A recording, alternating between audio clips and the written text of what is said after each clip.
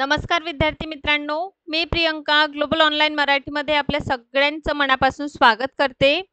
आज आपण शिक्षक पात्रता परीक्षा म्हणजेच महा-टी-ई-टी एक्झामिनेशन करिता पेपर 1 आणि पेपर 2 अशा दोनही पेपरमध्ये बालमानसशास्त्र आणि अध्यापनशास्त्रावर 30 गुणांसाठी आपल्याला प्रश्न विचारलं जातं. आजचा पर्टिक्युलर सेशनमध्ये आपण CDP म्हणजे चाइल्ड डेव्हलपमेंट अँड पेडागॉजीवर आधारित 200 पेक्षा अत्यंत महत्त्वाचे क्वेश्चन्स आपण डिस्कशन करणार आहोत. 100% हे प्रश्न आपल्याला रिपीटेड फॉर्म मध्ये एक्झामिनेशन मध्ये रिपीट होताना दिसून येईल. यातून अनेकशा CDP संबंधित आपले जे संकल्पना आहे किंवा CDPचा असं कुठलं भाग आहे जे आपल्याला अभ्यास करायला हवं जेणेकरून येणाऱ्या परीक्षेला आपण व्यवस्थितरित्या पैकीच्या पैकी गुण घेऊ शकतो किंवा एक कन्सेप्ट बेस्ड जे आपण CDPचा अभ्यास म्हणतो. नक्कीच हा व्हिडिओ लेक्चरच्या माध्यमातून आपल्याला पूर्णतः कन्सेप्ट मित्रांनो CDPच्या कव्हर होताना दिसून येईल आणि शॉर्ट या क्वेश्चन सेट मधून जे आहे हा जो संपूर्ण प्रश्न संच आहे यामधून 100% आपल्याला प्रश्न येणाऱ्या परीक्षेमध्ये देखील रिपीट होताना दिसून येणार आहे. त्यामुळे व्हिडिओ लेक्चर मित्रांनो शेवटपर्यंत बघायचं आहे. सोबतच महा-टी-ई-टी एक्झामिनेशन साठी कंप्लीट कोर्स देखील अवेलेबल आहे. या कंप्लीट कोर्स मध्ये डेली आपल्याला लाईव्ह सेशन्स अवेलेबल आहे जेणेकरून कुठलंही डाउट्स आहे पेपर 1 पेपर 2 रिलेटेड सो ते क्लिअर होणार. लाईव्ह सेशन आपण रेकॉर्डेड फॉर्म मध्ये पाहिजे तितक्यादा आपण बघू शकतो. संपूर्ण पेपर 1 आणि पेपर 2 च्या नोट्स आहे जेणेकरून मार्केटमधून विविध बुक आपल्याला रेफर करण्याची आवश्यकता नाही. या बुक मधूनच आपला संपूर्ण अभ्यास होणार आहे. सोबतच मित्रांनो आपल्या प्रॅक्टिस करिता टेस्ट देखील अवेलेबल आहे आणि MCQs आणि PYQs. आता PYQs च्या अभ्यासामुळे काय होतं, प्रीवियस इयर्स मध्ये कुठल्या अशा टॉपिक्स वर वारंवार फोकस केलेला आहे परीक्षेमध्ये ते आपल्याला कळून येतं. सो या कंप्लीट कोर्सची फीज आहे 13,000 रुपये. नवीन बॅच आपण 20 ऑक्टोबर पासून सुरू करीत आहोत. सो या बॅचला जॉईन करा. जॉईन करण्यासाठी बघा हे ऑफिशियल नंबर्स आहे, यांवर कॉन्टॅक्ट करा. सुरू करूया आपल्या सिरीजला. बालकाच्या लाभणारा अनुवंश हा रंगसूत्रे आणि रंग मण्यांच्या सहाय्याने गर्भधारणेच्या वेळी निश्चित होतो व त्यात बदल करता येत नाही. अनुवंश याविषयी खालीलपैकी कुठलं विधान जे आहे योग्य नाही. आता इथे बघा काय विचारलेलं आहे, अनुवंश याविषयी हा प्रश्न आहे. ए, बालकांच्या शरीर रचनेवर स्नायू संस्थेवर अनुवंशाचा प्रभाव असतो. दुसरं इथे आहे कातडीचा रंग, केसांचा रंग इत्यादी अनुवंशाचा प्रभाव असतो. तिसरं आहे आई वडिलांनी प्राप्त केलेले ज्ञान कौशल्य अभिरुची पुढील पिढीत संक्रमित होते. आणि चौथा आहे मानसिक गुणधर्मांपैकी बुद्धिमत्ताही अनुवंशांनी प्राप्त होतो. सो इथे जे योग्य नाही ते आई वडिलांनी प्राप्त केलेले ज्ञान कौशल्य अभिरुची हे पुढील पिढीत संक्रमण होते किंवा पहा काय असतं अनुवंश. अनुवंशामध्ये आपल्याला जीन्स जे आहे ते मुलांमध्ये हस्तांतरित होतं. जसं शरीर रचना स्नायूंची रचना हा अनुवंशाच्या प्रभावामुळे होतो. कातडी किंवा केस जे असतं ते सुद्धा प्रभाव आहे. बुद्धिमत्ता हा अनुवंशावर काहीसा प्रभाव असतो पण संपूर्ण प्रभाव करू शकत नाही. त्यामुळे इथे योग्य उत्तर काय आहे, चुकीचं विधान हे आपलं आई वडिलांपासून प्राप्त झालेले पुढील पिढी संक्रमण होईल हा विधान इथे चुकीचा आहे. समोर आहे अनुवंश व परिस्थिती हे दोन्हीही घटक व्यक्ती विकासामध्ये महत्त्वाची कामगिरी बजावतात. खालील दिलेल्या घटकांपैकी कुठला घटक फक्त अनुवंशावर अवलंबून आहे. आता 4 ऑप्शन आहे आणि या 4 ऑप्शन पैकी कुठलं अनुवंशावर डिपेंड करतं. ए मानसिक विकास, बी परिपक्वतेचे वय, सी व्यक्तिमत्व आणि चौथं भावनिक जीवन. पक्वतेचे वय हे अवलंबून असतं. आता अनुवंश तुम्हाला यापूर्वीच सांगितलं आहे की माता पिताकडून मिळणारे हे जैविक घटक आहे. सो पर्यावरण सामाजिक सांस्कृतिक शैक्षणिक अनुभव मिळतं आपल्याला. मानसिक विकास अनुवंश वातावरण अवलंबून असतं. शिक्षण अनुभव पोषण यांचा प्रभाव. परिपक्वतेचे वय शारीरिक विकासात संबंधित जैविक आणि अनुवंशावर अवलंबून पर्यावरणात त्यावर फारसा प्रभाव नसतो. समोरचा आपला प्रश्न आहे खाली दिलेल्या विधानांमध्ये कोणतं विधान विकास प्रक्रियेचे वैशिष्ट्य आहे. विकास प्रक्रियेत व्यक्ती भिन्नता आढळतं. बी आहे विकास प्रक्रियेत व्यक्तीचे जैविक घटक अप्रभावी असतात. तिसरा आहे प्रत्येक प्राणी जातीतील विकास प्रक्रिया ही सारख्या प्रकारची असते आणि चौथा आहे विकासाची गती प्राथमिक अवस्थेत कमी असते. सो व्हेरी करेक्ट आन्सर आहे विकास प्रक्रियेत व्यक्ती भिन्नता आढळतं कारण विकासाच्या वैशिष्ट्यांमध्ये सतत घडणारा कंटिन्युअस प्रोसेस आहे. सर्वांगीण हॉलिस्टिक आपलं विकास होत असतं. व्यक्त भिन्नता आढळते कारण प्रत्येक व्यक्तीचा विकास हा सारखाच होतो असं नाही तर वेगवेगळ्या पद्धतीने विकास होत असतो. समोर जाऊया आपण व्यक्ती विकासात अनुवंश व परिस्थिती या दोनही गोष्टी महत्त्वाच्या आहे. या संदर्भात खाली दिलेल्या विधानांपैकी असत्य विधान आपल्याला सांगायचं आहे. कशाविषयी? अनुवंश व परिस्थितीविषयी. ए. सांस्कृतिक परिस्थितींचा बालकांच्या विकासावर परिणाम होतो. बी आहे विकासासाठी लागणारी मूळ शक्ती पुरवण्याचे काम अनुवंशिकतेकडून होते. तिसरा आहे सर्वसाधारण बालकाचा रंग, रूप, उंची या बाबी अनुवांशिकतेने प्राप्त होतात. आणि चौथा आहे बालकांचा वळण व दिशा देण्याचे काम अनुवंश करतं.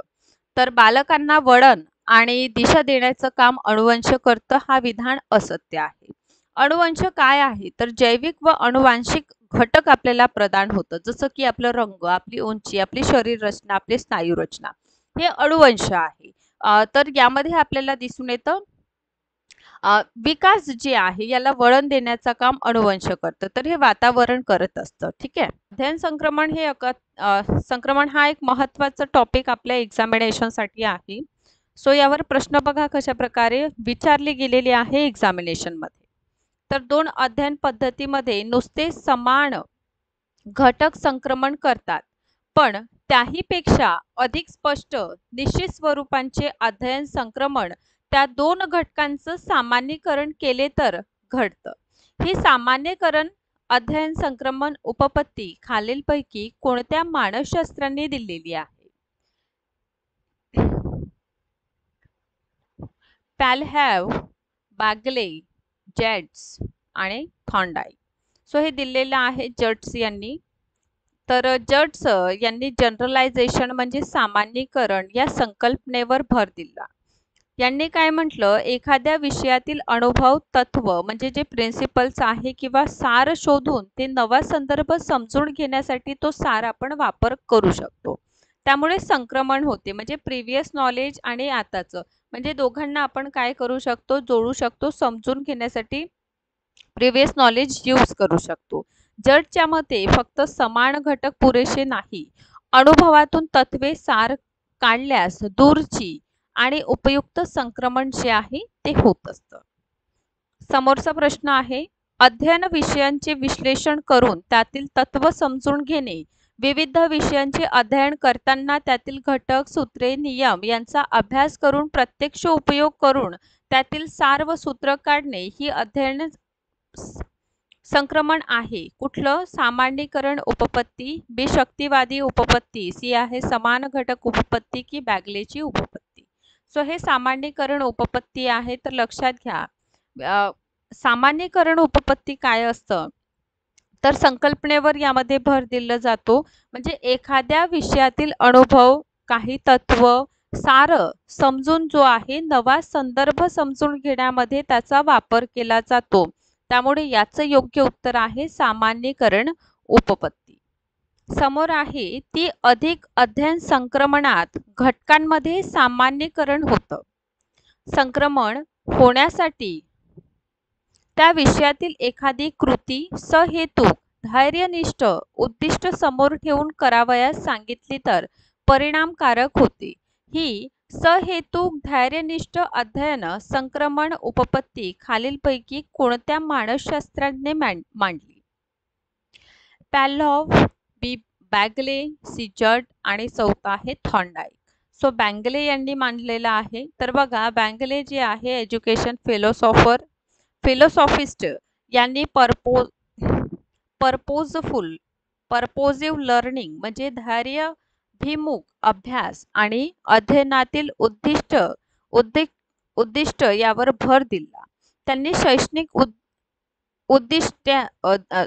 शैक्षणिक दृष्टिकोनात जर अभ्यास सहेतुक व लक्षभिमुख असेल तर त्याचं हस्तांतरण म्हणजे ट्रान्सफर मूल्य वाढतं असं बॅगले यांचं मत आहे. समोरचं आहे एखादी कृती सहेतुक व धैर्यनिष्ठ दृष्टीने केली तर तिच्यातील संक्रमण मूल्य वाढते, असे मत डॅश यांनी आपल्या अध्ययन संक्रमणातील उपपत्तीत दिले आहे. ए जट, बी बॅगले, सी थॉर्नडाईक की होलेझिंगर. सो हे कोणी दिलेलं आहे तर बॅगले यांचं म्हणणं आहे. तर बॅगले यांचं तत्वज्ञान काय आपल्याला सांगितलेलं आहे की शिक्षणात उद्दिष्टिक सहेतुक पद्धत वापरल्यास समानता नसता किंवा नाही सामान्यीकरण जे आहे अधिक होत. पहा, एखादी कृती आहे जी आपण सहेतुक म्हणजे पर्टिक्युलर गोल समोर ठेवून किंवा हेतू समोर ठेवून जे आहे ते करत आहोत, त्यामुळे काय होत आहे, जे संक्रमण मूल्य आहे ते वाढतं, असं कोण म्हणतं तर बॅगले यांनी हे म्हटलेलं आहे. समोर आहे दोन समान अध्ययन परिस्थितीमधील विषयांश, ज्ञान, तंत्र, कौशल्य इत्यादी घटक व उद्दिष्टे यामध्ये समानता असेल तर अध्ययन संक्रमण होते. ही समान घटक उपपत्ती खालीलपैकी कोणत्या मानसशास्त्रज्ञाने सांगितली आहे? आता इथे काहीच नाही, सरळ प्रश्न आहे. समान घटक उपपत्ती, समान घटक उपपत्ती कोणी दिलेली आहे? 4 ऑप्शन आहे. पॅलहॉव, बी आहे बॅंगले, सी आहे जॅट आणि चौथा आहे थॉर्नडाईक. तर थॉर्नडाईक यांनी हे दिलेलं आहे समान उपपत्ती. ठीक आहे, समान घटक सिद्धांत यांनी मांडलेला आहे की दोन कामामध्ये तितके अधिक ओळखता येणारे घटक समान असतील तितकं संक्रमण अधिक, हा सिद्धांत दिलेला आहे. चलो नेक्स्ट आहे अध्ययन संक्रमणाच्या शक्तिवादी उपपत्तीमध्ये खालीलपैकी कोणत्या गोष्टींचं समावेशन होतं? डायरेक्ट आहे शक्तिवादी उपपत्ती. ए मानसिक शक्तींचा स्वतंत्रपणे विकास होतो, विकास करता येतो. बी शारीरिक शक्तींचा विकास झाल्यास अध्ययन चांगलं होते. तिसरा आहे अवबोध, अनुमान व धारणा यांचा विकास व्याकरणाच्या अध्ययनाने होतो. योग्य उत्तर आहे मित्रांनो, मानसिक शक्तींना स्वतंत्रपणे विकास करता येतो, सोबतच अवबोध, अनुमान आणि धारणा याचा विकास व्याकरणाच्या अध्ययनांमध्ये होत असतो. तर हे कशाशी रिलेटेड आहे? शक्तिवादी उपपत्तीशी. ठीक आहे, चल. तर शक्तिवादी याचा अर्थ असा की विशिष्ट अभ्यास, उदाहरणार्थ व्याकरण, गणित, म्हणजे मेंदूतून काही मानसिक शक्ती विकसित करत असतं शक्तिवादी उपपत्ती. त्यामुळे ते विकसित मानसिक शक्तींमुळे इतर कार्यांमध्ये देखील आपल्याला मदत होते. ठीक आहे, समोर आहे दोन परिस्थितीमध्ये कौशल्य, माहिती. आता लक्ष द्या, दोन परिस्थिती, पर्टिक्युलर दोन परिस्थिती आणि दोन परिस्थितीमध्ये कौशल्य, माहिती, तंत्रे, मनोवृत्ती इत्यादी घटक जर समान आहे, हे दोनही घटक काय आहे? इक्वल आहे. ठीक आहे, तर एका परिस्थितीतील अध्ययन हे दुसऱ्या परिस्थितीतील अध्ययनास मदत करते. तर ही समान घटक उपपत्ती जी आहे ती कोणी मांडलेली आहे? म्हणजे येथे जे आपण अध्ययन केलं हे इथे लागू होत आहे, म्हणजे एकची परिस्थिती दुसरीकडे आपल्याला अध्ययनास मदत करते. हे समान घटक उपपत्ती आहे, तर कोणी दिली? ए जट्स, बी आहे आपलं बॅंगले, सी थॉर्नडाईक की स्किनर. सो ऑब्विसली थॉर्नडाईक यांनी दिलेला आहे. समोर आहे कोणत्याही विषयांचं, अनुभवांचं, परिस्थितींचा वा प्रतिक्रियेचा एकत्रित विचार केल्याशिवाय आकलन होऊन अर्थपूर्ण जाणीव निर्माण होत नाही व त्याबद्दल अंतर्दृष्टीही येत नाही. हे संक्रमणाच्या कोणत्या उपपत्तीनुसार घडते? आता बघा, एक पर्टिक्युलर विषय आहे, त्या विषयाचा अनुभव, परिस्थिती, प्रतिक्रिया हे सगळेच घटक जेव्हा आपण एकत्रित आकलन करू तेव्हाच आपण अर्थपूर्व त्याची जाणीव निर्माण करू शकतो, है ना? हा, होत नाही तर त्याबद्दल कोणी अंतर्दृष्टी येत नाही. तर 4 यामध्ये ऑप्शन आहे. समान घटक उपपत्ती, बी आहे सामान्यीकरण उपपत्ती, सी आहे आदर्शवादी आणि चौथी आहे पूर्णेकार उपपत्ती. सो हे पूर्णेकार उपपत्ती आहे. नेक्स्ट आहे खालीलपैकी कोणकोणत्या घटकांचं अध्ययनातून संक्रमण होतं? ए विशिष्ट दृष्टिकोन आणि बंधुभाव, ऑप्शन ए. बी आहे निष्ठा आणि मूल्य, ऑप्शन बी. तिसरा आहे पद्धती व कौशल्य आणि चौथा आहे ज्ञान व तंत्र. तर लक्षात घ्या, ब क ड हे सर्वच जे आहे ते घटक जे आहे, जसं विशिष्ट दृष्टिकोन व बंधुभाव, निष्ठा व मूल्य पद्धती, अध्ययन पद्धती, कौशल्य व ज्ञान व तंत्र हे घटक आहे ते जे अध्ययनातून संक्रमण जे आहे होत असतात. समोर आहे उजव्या हाताला दिलेल्या सरावामुळे प्राप्त झालेले कौशल्य डाव्या हाताला किती प्रमाणात प्राप्त होते हे पाहण्यासाठी आरसा व चांदणी या उपकरणाचा उपयोग करून कोणी प्रमेय दिला? ए. सी एच जट, बी. डॉक्टर गोपाल स्वामी, सी आहे थॉर्नडाईक आणि चौथा आहे बँगले. तर डॉक्टर गोपाल स्वामी यांनी उजव्या हाताला दिलेल्या सरावामुळे प्राप्त झालेले जे कौशल्य आहे ते डाव्या हाताला किती प्रमाणात प्राप्त होते हे पाहण्यासाठी काय केलं, आरसा व चांदणी या उपकरणाचा उपयोग करून जे आहे शोध केलं. ठीक आहे, डॉक्टर गोपाल स्वामी यांनी. तर बिल्ड्स इन साहित्य आणि आंतरराष्ट्रीय स्त्रोतांमध्ये आपण बघतो काही म्हणजे क्लासिक प्रयोग आपल्याला जसं मिरर ट्रॅकिंग वगैरे आपल्याला पाहायला मिळतं. आरसा व चांदणी आहे ना, हा प्रयोग आपल्याला दिसून येतं. समोर आहे संक्रमणाचं प्रकार आणि त्यांचे उदाहरण यांचं आपल्याला काय करायचं आहे, जोड्या लावायचं आहे. धन संक्रमण, बी आहे ऋण संक्रमण आणि तिसरा आहे शून्य संक्रमण. अनादर साइडमध्ये बघा, जर्मन भाषा शिकताना अडखळणारा विद्यार्थी इंग्रजी देखील हळू वाचतो. बी आहे गणित विषय पक्का असूनही दैनंदिन व्यवहारात विद्यार्थ्यांना ते जमत नाही. तिसरा आहे डंकलेखन येणाऱ्यास तंतुवाद्य लवकर शिकता येतात. आता इथे बघा, योग्य उत्तर आहे ऑप्शन क्रमांक बी, कारण धन संक्रमण म्हणजे काय, तर डंकलेखन येणाऱ्यास तंतू वाद्य लवकर शिकता येतं. ऋण संक्रमण, जर्मन भाषा शिकताना अडखळणारा विद्यार्थी इंग्लिश देखील हळू वाचतो. ठीक आहे. तिसरा आहे शून्य. आता बघा, व्यवहारिक म्हणजे आपल्याला गणित येतं पण व्यवहार जीवनात आपण त्याचा उपयोग करू शकत नाही, म्हणजे हा शून्य संक्रमण आहे. ठीक आहे. आता बघा, धन जेव्हा आधी शिकलेला अनुभव दुसऱ्या गोष्टीत मदत करतो, जसं डंकलेखन हे आधी शिकलं आणि डंकलेखनामध्ये तंतुवाद्य आपल्याला वाजवण्यात पॉझिटिव्ह ट्रान्सफर आहे हा, त्यामुळे धन. ऋण म्हणजे नेगेटिव्ह, आधीचे शिक्षण दुसऱ्या कार्यात अडथळा आणतं. ठीक आहे. हा. तिसरं शून्य म्हणजे संबंधच नाही, म्हणजे गणित पक्का आहे पण त्याचा वापरच करता येत नाही, तर शून्य आहे संक्रमण. चल समोर जाऊया आपण. कोणत्या शास्त्रज्ञाने अध्ययन संक्रमण हे केवळ विषयाच्या सारखेपणावर अवलंबून नसून तत्वे शोधून सामान्यीकरण करणे यावर अवलंबून आहे या मुद्द्यांवर भर दिला? काय म्हटलं आहे, हे चार ऑप्शन आहे, जसं डब्ल्यू सी बॅगले, सी एच जड्यू, तीन आहे थॉर्नडाईक आणि चौथा आहे जेरॉम लुनर.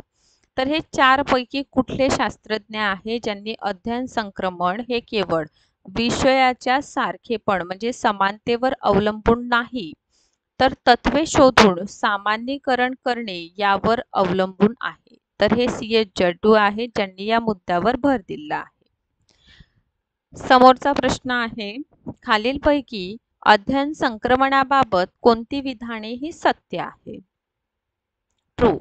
ए. मानसिक शक्तींचा विकास एकदा झाला की अध्ययन संक्रमण आपोआप घडून येतं. बी. एका क्रियेचा सराव केला तर दुसरी क्रिया जी आहे सोपी होत नाही. तिसरं, दोन परिस्थितींमध्ये साम्य जेवढे अधिक तेवढे अध्ययन संक्रमण अधिक होतं. आणि चौथा आहे अध्ययन संक्रमण होण्यासाठी कृती सहेतुक आणि धैर्यनिष्ठ असावी. तर योग्य उत्तर आपल्याला जे सत्य विधाने आहे अध्ययन संक्रमणाबाबत, एका क्रियेचा सराव केला तर दुसरी क्रिया ही सोपी होत नाही, कारण क्रिया हे भिन्न भिन्न असतात. दुसरा आहे दोन परिस्थितींमध्ये साम्य जेवढे अधिक असेल तेवढं संक्रमण अधिक होतं आणि अध्ययन संक्रमण होण्यासाठी कृती सहेतुक आणि धैर्यनिष्ठ असावी. समोर आहे बँगले यांच्या अध्ययन संक्रमणात संक्रमणाच्या उपपत्तींमध्ये खालीलपैकी कोणत्या गोष्टींचं समावेशन होतं? ए. एखादी कृती सहेतुक व धैर्यनिष्ठ दृष्टीने केली तर तिच्यातील संक्रमण मूल्य वाढतं. बी. आपली धैर्यनिष्ठा व हेतू किती प्रमाणात आहे यावर संक्रमण मूल्य अवलंबून असतं. तिसरं, विचार व दृष्टिकोन संकुचित नसतील तर नवीन विचार सहेतुकपणे आत्मसात करता येतात. आणि चौथा आहे वरीलपैकी सर्व. तर बँगले यांचं अध्ययन संक्रमणाची जी उपपत्ती आहे त्यामध्ये कृती सहेतुक व धैर्यनिष्ठ केली तर संक्रमण मूल्य वाढतं, किंवा मग संक्रमण मूल्य हे अवलंबून असतं धैर्यनिष्ठ आणि हेतू किती प्रमाणात आहे यावर. विचार व दृष्टिकोन संकुचित नाही तर नवीन विचार जे आहे सहेतुकपूर्ण आपण आत्मसात करू शकतो. तर हे बँगले यांचं अध्ययन संक्रमणाची उपपत्ती आहे. समोरच्या प्रश्नाकडे जाऊया. चित्रकला, हस्तकला या विषयांच्या अभ्यासात व्यवस्थितपणा, टापटीप, सौंदर्य पाहणारे विद्यार्थी तो तास संपल्यावर सर्व वर्गभर कचरा करीत निघून जातात. हे विधान अध्ययन संक्रमणाच्या कोणत्या उपपत्तीशी संबंधित आहे? ए. समान घटक उपपत्ती, द्विभागीय उपपत्ती, तिसरा आहे सामान्यीकरण उपपत्ती आणि चौथा आहे सहेतुक व धैर्यनिष्ठ उपपत्ती. तर ही एक आहे सहेतुक, कारण चित्रकला, हस्तकला या विषयांचं अभ्यासात व्यवस्थितपणा, सौंदर्य पाहणारे विद्यार्थी तोच क्लास झाल्यानंतर पूर्ण वर्गभर काय करीत आहे? कचरा करत आहे.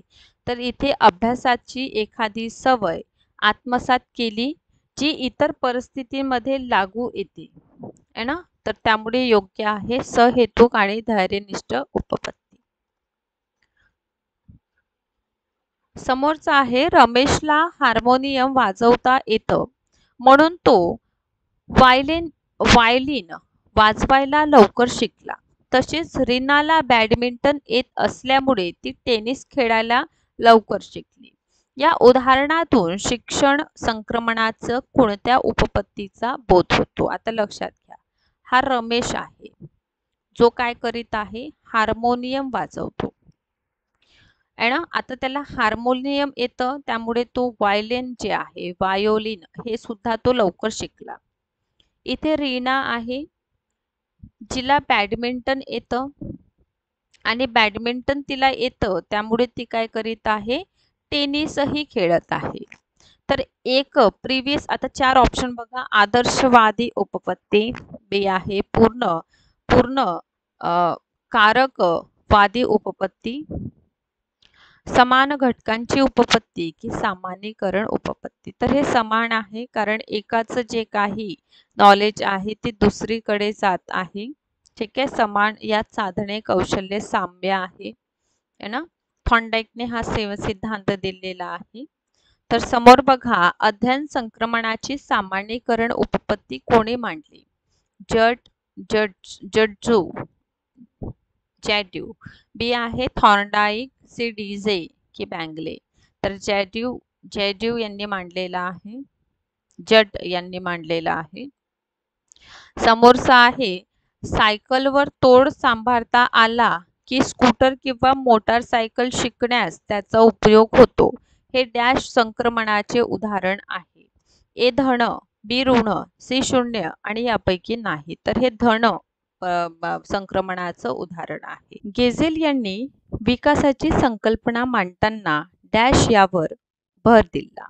कशावर भर दिला आहे? गुणविशेष, बी परिपक्वता, तिसरं अभ्यास आणि चौथं परिणाम. सो गेझेल यांनी परिपक्वता या गोष्टीवर भर दिलेला आहे.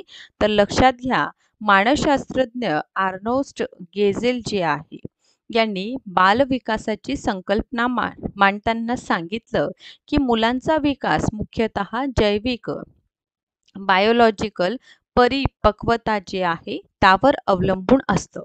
म्हणजेच शारीरिक, मानसिक आणि न्यूरोलॉजिकल प्रणाली परिपक्व होत गेल्याने विकास घडतो. ठीक आहे, त्यांनी अभ्यास किंवा पर्यावरणपेक्षा अनुवांशिक आणि परिपक्वता या घटकांना अधिक महत्त्व दिलेलं आहे. तर कोण आहे ज्यांनी अनुवांशिकता आणि परिपक्वतेला सर्वाधिक भर दिलेला आहे? तर लक्षात घ्या, गेझेल यांनी अनुवांशिकता आणि परिपक्वतेला सर्वाधिक भर दिलेला आहे. समोर आहे, खाली दिलेल्या विधानांमध्ये वाढी संदर्भित कोणतं विधान हा योग्य आहे? ग्रोथ संबंधी सांगा. वाढ ही अनिश्चित स्वरूपाची असते. बी आहे, वाढ ही अनुवांशिक असते. तिसरा आहे, गर्भधारणेच्या वेळी गुणसूत्रांची मांडणीप्रमाणे वाढ होईल असं नाही. चौथा आहे, गुणसूत्रांच्या मदतीने तयार होणाऱ्या जैविक रचनेवर वाढ नियंत्रित नसते. योग्य उत्तर आहे, वाढ ही अनुवांशिक असते. वाढ हे जैविक व शारीरिक प्रक्रिया आहे, ज्यामध्ये अनुवंश व जैविक घटक जे आहे बायोलॉजिकल फॅक्टर अवलंबून असतं. म्हणजे पालकाकडून मिळालेल्या गुणसूत्रातील अनुवांशिक माहिती मुलांच्या उंची, मुलांचं वजन, शरीर रचना, अवयवांची वाढ इत्यादींवर परिणाम करीत असतं. या समोरचा प्रश्न आहे, शैशव अवस्थेमध्ये ज्या योगे बालक विचारांचं व आकलनाच्या वर्तमान रचनेमध्ये नवीन घटक किंवा अनुभव समाविष्ट करून घेतं व ज्यावेळी वर्तमान विचार पद्धतीनुसार एखाद्या उद्दीपकाचे किंवा घटनेचे संवेदन आकलन केलं जातं किंवा त्याला प्रतिक्रिया केली जाते, ही जी क्रिया आहे कधी घडतं? अभिमुखीकरण, आत्मसातीकरण, संधारण की समावेशन? तर हे आहे आत्मसातीकरण. तर मानसशास्त्रज्ञ जीन पियाजे यांच्या संज्ञानात्मक सिद्धांतानुसार बालक नवीन अनुभवांशी सामना करताना दोन जे प्रक्रिया आहे किंवा क्रिया आहे तो वापरतो. एक आहे आत्मसातीकरण, जेव्हा बालक नवीन अनुभव आपल्या आधीच्या विचार म्हणजे रचना जी आहे त्यामध्ये समाविष्ट करून घेत असतो. ते म्हणजे म्हणजे प्रिव्हियस जे काही नॉलेज आहे किंवा घटना आहे ते समोरच्या घटनेशी कोरिलेट करणं म्हणजे आत्मसातीकरण. सेकंड आहे संधारण, जेव्हा विद्यमान विचार रचनेत बदल करून नवीन अनुभवाशी जुळवून घेतलं जातं त्याला म्हटलं जातं संधारण. समोरचा प्रश्न आहे, किशोरावस्थेतील बालकांच्या भावनिक विकासाबाबत कोणतं विधान हा योग्य आहे? कोणाबाबत? किशोरावस्था. ए, अर्थ समजून पाठांतर करतात. बी, या वयातील मुलांचं अवधान कक्षा अमर्यादित असते. तिसरं, नीती अनीतींची जाणीव यांना असतं. आणि चौथा आहे, पाठ केलेला सहसा विसरत नाही. तर लक्षात घ्या, नीती अनीतीची जाणीव असतं. किशोरावस्था ही भावनिक, सामाजिक आणि नैतिक विकासासाठी महत्त्वाचं स्टेज आहे. या वयात स्वतःची ओळख, मूल्य विचार, नीती अनीतींची जाणीव, नैतिक निर्णय क्षमता हे विकसित होऊ लागतात मुलांमध्ये, ठीक आहे, बाळांमध्ये. नेक्स्ट प्रश्नाकडे आपण वळूया. खाली दिलेल्या शैशव अवस्थेतील कारक कौशल्य विकासाच्या वैशिष्ट्यांपैकी कोणतं विधान हा अयोग्य आहे? शैशव अवस्थेतील कारक कौशल्य. ए, नवजात शिशुला भावविश्व नसते. बी, मुलांच्या वर्तनावर त्यांच्या मातापिता यांच्या वर्तनाचा प्रभाव असतो. तिसरा आहे, मुलांच्या हालचालींची वाढ पायापासून तर डोक्यापर्यंत होत जातं. आणि चौथा आहे, मुलांचं स्मरणशक्ती ही तीव्र असते. तर मुलांच्या वाढीची जी हालचाल आहे किंवा वाढ आहे ते पायापासून डोक्यापर्यंत होत जाते, हा अयोग्य आहे. कारण मानवी शरीर आणि कौशल्य विकासात हालचालीचं वाढ जी आहे ऑब्व्हियसली डोक्यापासून तर पायांपर्यंत होते.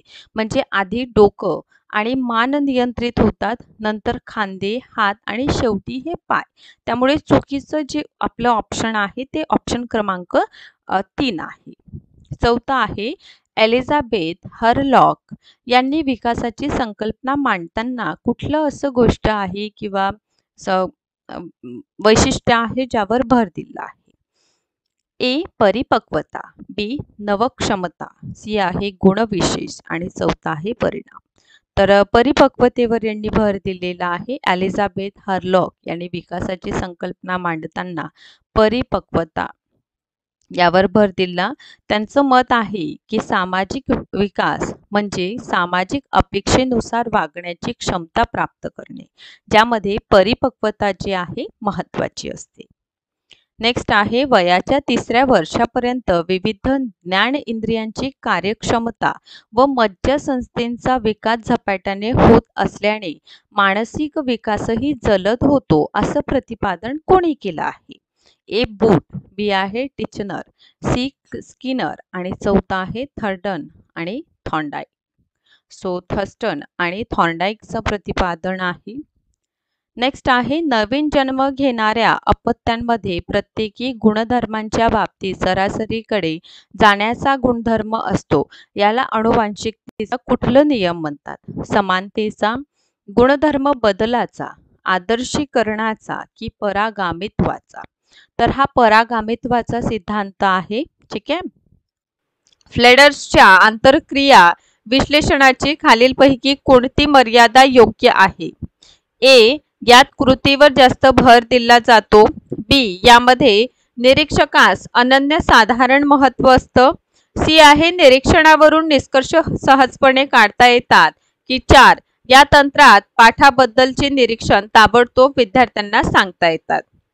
योग्य उत्तर आहे फ्लेडर्सच्या आंतरक्रिया विश्लेषणामध्ये आपल्याला मर्यादा जी दिसून येतं त्यामध्ये निरीक्षकास अनन्यसाधारण महत्त्व असतं. तर बघा फ्लेडर्सचे आंतरक्रिया विश्लेषण शिक्षकांच्या कृतीवर लक्ष केंद्रित करते. त्यामुळे विद्यार्थ्यांच्या मानसिक प्रक्रियांचा विचार इथे कमी होतो. यालाच मुख्य मर्यादा असं म्हणलं जातं.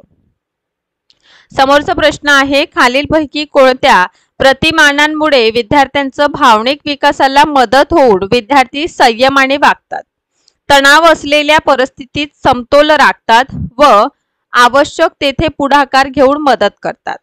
ए, व्यक्तिगत विकास प्रतिमान, बी आहे वर्तन परिवर्तन प्रतिमान, तिसरा आहे ज्ञान प्रक्रियाकरण प्रतिमान आणि चौथा आहे सामाजिक आंतरक्रिया प्रतिमान. सो योग्य उत्तर आहे वर्तन परिवर्तन प्रतिमान. कसं तर बघा व्यक्ती विकास प्रतिमान जे आहे इंडिव्हिज्युअल डेव्हलपमेंट मॉडेल जो आहे हा प्रतिमान विद्यार्थ्यांचं व्यक्तिमत्व आणि भावनिक विकासावर लक्ष केंद्रित करतो. संयम, तणाव नियंत्रण, सामाजिक समतोल, मदत करण्याची प्रवृत्ती हे गुण जे आहे विद्यार्थ्यांमध्ये विकसित करतो. समोरच्या प्रश्नाकडे जाऊया. अध्ययन अक्षमता असणाऱ्या मुलांच्या शिक्षणाविषयी खालीलपैकी कोणतं विधान हे अयोग्य आहे? आता 4 ऑप्शन आहे इथे. पहिला आहे या मुलांना अध्ययनासाठी जास्त वेळ द्यावा. दुसरा आहे या मुलांना मानसोपचार तज्ञाकडे न्यावे. तिसरा आहे त्यांच्याकडे अमूर्ताकडून मूर्ताकडे न्यावे. की चौथं वेगवेगळे स्मरण खेळ त्यांना द्यावेत. सो ऑब्विसली अध्ययन अक्षमता आहे तर त्यांच्यासाठी अमूर्ताकडून मूर्तेकडे जे आहे ते म्हणजे जे माहीत नाही त्याच्याकडून जे माहीत आहे जे माहीत आहे त्यांच्याकडून जे माहीत नाही तिथपर्यंत नेणं. ठीक आहे. म्हणजे सोप्या गोष्टी करून कॉम्प्लिकेशन्स जे आहे किंवा कठीण गोष्टीकडे नेणं असं त्याचं अर्थ होतं. आता या मुलांना अध्ययनासाठी जास्त वेळ द्यावा लागतो कारण अधिक वेळ प्रशिक्षण देणे हे आवश्यक आहे. या मुलांना मानसोपचार तज्ञाकडे न्यावं. ठीक आहे. म्हणजे ते मार्गदर्शन करू शकेल. त्यांच्यासाठी अमूर्ता करून मूर्ताकडे म्हणजे कसं पहा सोप्या गोष्टी करून जटिल गोष्टींकडे नेले जाते पण इथे जे आहे उलट दिलं आहे अमूर्ताकडून मूर्ताकडे म्हटलं आहे. ठीक आहे. त्यामुळे हा अयोग्य ठरतं. समोरचा प्रश्न आहे की इसवी सन 1957 मध्ये मूलग्रामित्व, ओघवतेपणा, लवचिकता व उत्पादकता हे निर्णायकतेचे घटक संशोधन करून पुढीलपैकी कोणत्या मानसशास्त्राने मांडलेला आहे? पर्टिक्युलर हे घटक जे आहे कोणी मांडलं? ए किलफोर्ड, बी टर्मन, सी आहे जॅक्सन व मेसिन आणि चौथा आहे गोपाळ एस.के. सो हे कोणी मांडलं आहे? गिलफोर्ट यांनी मांडलेलं आपल्याला दिसून येतं. सो गिलफोर्ट विषयी लक्षात घ्या. इसवी सन 1957 मध्ये गिलफोर्ट यांनी निर्णायकता, क्रिएटिव्हिटी संशोधन केले आणि त्याचे 3 मुख्य घटक मांडले. पहिलं म्हणजे मूलग्रामित्व म्हणजे नवीन अद्वितीय कल्पना निर्माण करण्याची क्षमता म्हणजे मूलग्रामित्व. दुसरं आहे ओघवतेपणा म्हणजे फ्लुएन्सी, कल्पना संख्या जी आहे ते जास्त असते म्हणजेच ओघवतेपणा. लवचिकता म्हणजे वेगवेगळ्या दृष्टिकोनातून विचार करण्याची क्षमता. चौथा आहे उत्पादकता, उपयोगी आणि परिणामकारक कल्पना तयार करणे. अशा प्रकारचं हे जे निर्मायकतेचा विचार आहे ते कोणी दिलेला आहे, किलफोर्ट महोदयाने दिलेला आहे. यानंतर आहे जोडी दिलेली आहे मानसशास्त्रज्ञ आणि त्यांनी दिलेल्या डेफिनेशन म्हणजे व्याख्या. नॉर्मन मन यांचं पहिलं, दुसरं ऑलपोर्ट आहे, तिसरं M.A. मे, देन आहे A.A. ट्रॅक्सलर. सो अनदर साइड व्याख्या आहे. पहिली व्याख्या, व्यक्तिमहत्व म्हणजे व्यक्तीचे सामाजिक. दुसरा आहे व्यक्तिमहत्व म्हणजे शरीर रचना, वर्तन विशेष, रुची आणि अभिवृत्ती, कृती क्षमता, कर्तृत्व, कला विशेषण यांचं गुणफळ. क आहे व्यक्तिमत्व म्हणजे सामाजिक परिस्थितीत घडणाऱ्या व्यक्तींच्या वर्तनाची गोडाबेरीज. आणि चौथा आहे मानसिक यंत्रणांची संघटना म्हणजे व्यक्तिमत्व. योग्य उत्तर काय येईल? ऑब्विसली नॉर्मल मन यांचं आहे व्यक्तिमत्व म्हणजे काय तर शरीर रचना, वर्तन विशेष, अभिरुची, अभिवृत्ती म्हणजे हे सगळे जे कला विशेषण आहे त्यांचं गुंफण आहेत अशा प्रकारे त्यांनी डेफिनेशन केलेली आहे. दुसरा आहे ऑलफोर्ट यांची मानसिक यंत्रणांची संघटना म्हणजे व्यक्तिमत्व होय. तिसरा आपल्याला दिसून येतं M.A. मे यांचं व्यक्तिमत्व म्हणजे व्यक्तीचं सामाजिक होय. आणि A.A. ट्रॅक्सलर यांचं व्याख्या आहे व्यक्तिमत्व म्हणजे सामाजिक परिस्थितीत घडणाऱ्या व्यक्तीच्या वर्तनांची गोडाबेरीज. ठीक, चला समोर आहे प्रायोगिक पद्धतीविषयी खाली दिलेल्या बाबीतून कोणती बाब हे अयोग्य आहे? पहिलं, या पद्धतीत पूर्वनियोजित वर्तनांचं वस्तुनिष्ठ निरीक्षण केलं जाते. दुसरं आहे या पद्धतीत किमान 2 व्यक्तींची गरज असतं. तिसरा आहे प्रयोजकाने प्रयोज्यावर पूर्ण नियंत्रण ठेवणे आवश्यक आहे. आणि चौथा ऑप्शन आहे या पद्धतीत फक्त जिवंत प्राण्यामात्रांवरच प्रयोग केलं जातं. So particular experimental research method जी आहे त्यावर विचारलेला आहे. तर लक्षात घ्या प्रयोजकाच्या प्रयोगावर पूर्ण नियंत्रण ठेवणे आवश्यक आहे हे इथे अयोग्य आहे. का बरं? कारण या पद्धतीत पूर्वनियोजित वर्तनांचं वस्तुनिष्ठ निरीक्षण केलं जातं. कुठल्याही प्रयोगामध्ये जे आहे ऑब्झर्वेशन हे खूप महत्त्वाचं ठरतं. ऑब्वियसली गोष्ट आहे जर प्रयोग करीत आहोत तर एकट्या व्यक्तीवर प्रयोग करू शकत नाही. सो दॅट्स वाय 2 किंवा अधिक व्यक्तींचं इथे आवश्यकता आहे. प्रयोजकाचं पूर्ण नियंत्रण ठेवणे आवश्यक आहे. तर हे मुख्य वैशिष्ट्यांमध्ये येतं. यामध्ये फक्त जिवंत प्राणी मात्रांवर प्रयोग केलं जातं हे अयोग्य आहे. ठीक आहे. प्रायोगिक पद्धतीमध्ये मानव प्राणी विशिष्ट परिस्थिती जे सिम्युलेशन आहे यावर देखील प्रयोग केलं जातं. नंतरचा प्रश्न आहे खालीलपैकी कोणत्या स्त्रावामुळे व्यक्तीमध्ये चैतन्य निर्माण होतो आणि त्यांचे प्रमाण अधिक झाल्यास मुले जे आहे आपले वर्तन अति उत्साही मुले का बरं बनतात? ठीक आहे. सो हा लेसन खूप महत्त्वाचं ठरेल. ए आहे कॉर्टिसोन, देन आहे एंट्रिनल, थर्ड आहे इन्सुलिन आणि फोर्थ आहे थायरॉक्सिन. सो अतिउत्साहीपणा कधी वाढतो? जेव्हा ऑड्रिनल यांचं प्रमाण वाढेल तेव्हा आपण अतिउत्साही होतो. ठीक आहे. सो ऑड्रिनल ग्रंथी जे आहे यामध्ये स्त्रावणारे हार्मोन्स आपलं जे उत्साहीपणा आहे ते वाढवत असतात. देन खालीलपैकी कोणत्या गरजांपैकी व्यक्तिगत गरज आहे? ठीक आहे. व्यक्तिगत म्हटलेला आहे प्रतिष्ठा, सुरक्षा, जोडीदारांची गरज की परावलंबित्व. सो व्यक्तिगत गरज आहे प्रतिष्ठा. ठीक आहे. चला तर इंडिव्हिज्युअल नीड्स म्हणजे व्यक्तींच्या स्वतःच्या विकासाशी, स्वयंपूर्णतेसाठी, आत्मसंतुष्टीसाठी संबंधित. प्रतिष्ठा ही व्यक्ती स्वतःचा आदर, स्वतःचा सन्मान, सामाजिक मान मिळवण्यासाठी हे व्यक्तिगत गरजामध्ये आपण याला म्हणू शकतो. आता जोडीदारांची गरज ही सामाजिक किंवा संबंधांचं गरज म्हणू शकतो आपण. सुरक्षा ही प्राथमिक किंवा भौतिक गरज आहे. नेक्स्ट आहे राष्ट्रीय अभ्यासक्रम आराखड्यात ज्ञानरचना वादासंबंधित खालीलपैकी कोणते तत्व समाविष्ट आहे? पहिलं आहे ज्ञान हे गतिशील नसून स्थितिशील आहे. दुसरं स्थानिक परिसरांचा विद्यार्थ्यांच्या ज्ञानरचनेवर फारसा वाटा नसतो. तिसरं, पूर्वानुभवाच्या आधारे विद्यार्थी ज्ञानरचना करतात. आणि चौथा आहे, सांस्कृतिक आंतरक्रियांद्वारे ज्ञानाची निर्मिती होत नाही. सो दोनही वाक्य इथे निगेटिव्ह आहे आणि इथे आपल्याला काय बरोबर आहे असं विचारलेलं आहे, तर निगेटिव्ह ऑब्विसली इथे कटच होऊन जाईल. योग्य उत्तर इथे आहे, पूर्वानुभवाचे आधारे विद्यार्थी ज्ञान जे आहे ते रचना करतात. कारण ज्ञानरचनावाद जे आहे त्यानुसार विद्यार्थी स्वतःच्या अनुभवावर आधारित नवीन ज्ञान, जसं की प्रिव्हियस तुम्हाला काहीतरी नॉलेज आहे, तर या प्रिव्हियस नॉलेजच्या बॅकग्राऊंडवर तुम्ही काय कराल, समोरचं जे नॉलेज आहे ते आणखीन बिल्डअप कराल. जसं की होऊ शकतं की सिमिलर तुम्हाला एक कन्सेप्ट 9th मध्ये असेल आणि त्या रिलेटेड समोरची कन्सेप्ट हे 10th मध्ये असेल आणि 9th मध्ये जर हा पर्टिक्युलर टॉपिक व्यवस्थित केला तर त्याचा फायदा तुम्हाला 10th मध्ये होईल. सो हे त्याच प्रकारचं आहे की प्रिव्हियस नॉलेजवर नवीन नॉलेज आपण गेन करू शकतो. समोरचा आहे, एखाद्या क्वेश्चन आहे, एखाद्या कारकुनांवर साहेब रागावले तर कारकून साहेबांवर रागावू शकत नाही. तो घरी आल्यावर बायकोवर रागावतो. हे संरक्षण यंत्रणेच्या पुढील पैकी कोणत्या प्रकारामुळे घडले? ए, प्रक्षेपण, बी आहे प्रतिपुरण, सी आहे विस्थापन आणि चौथा आहे आत्मदाटन. सो हे विस्थापन आहे, एकाचा राग दुसऱ्यावर काढण्या टाईप हा प्रकार आहे.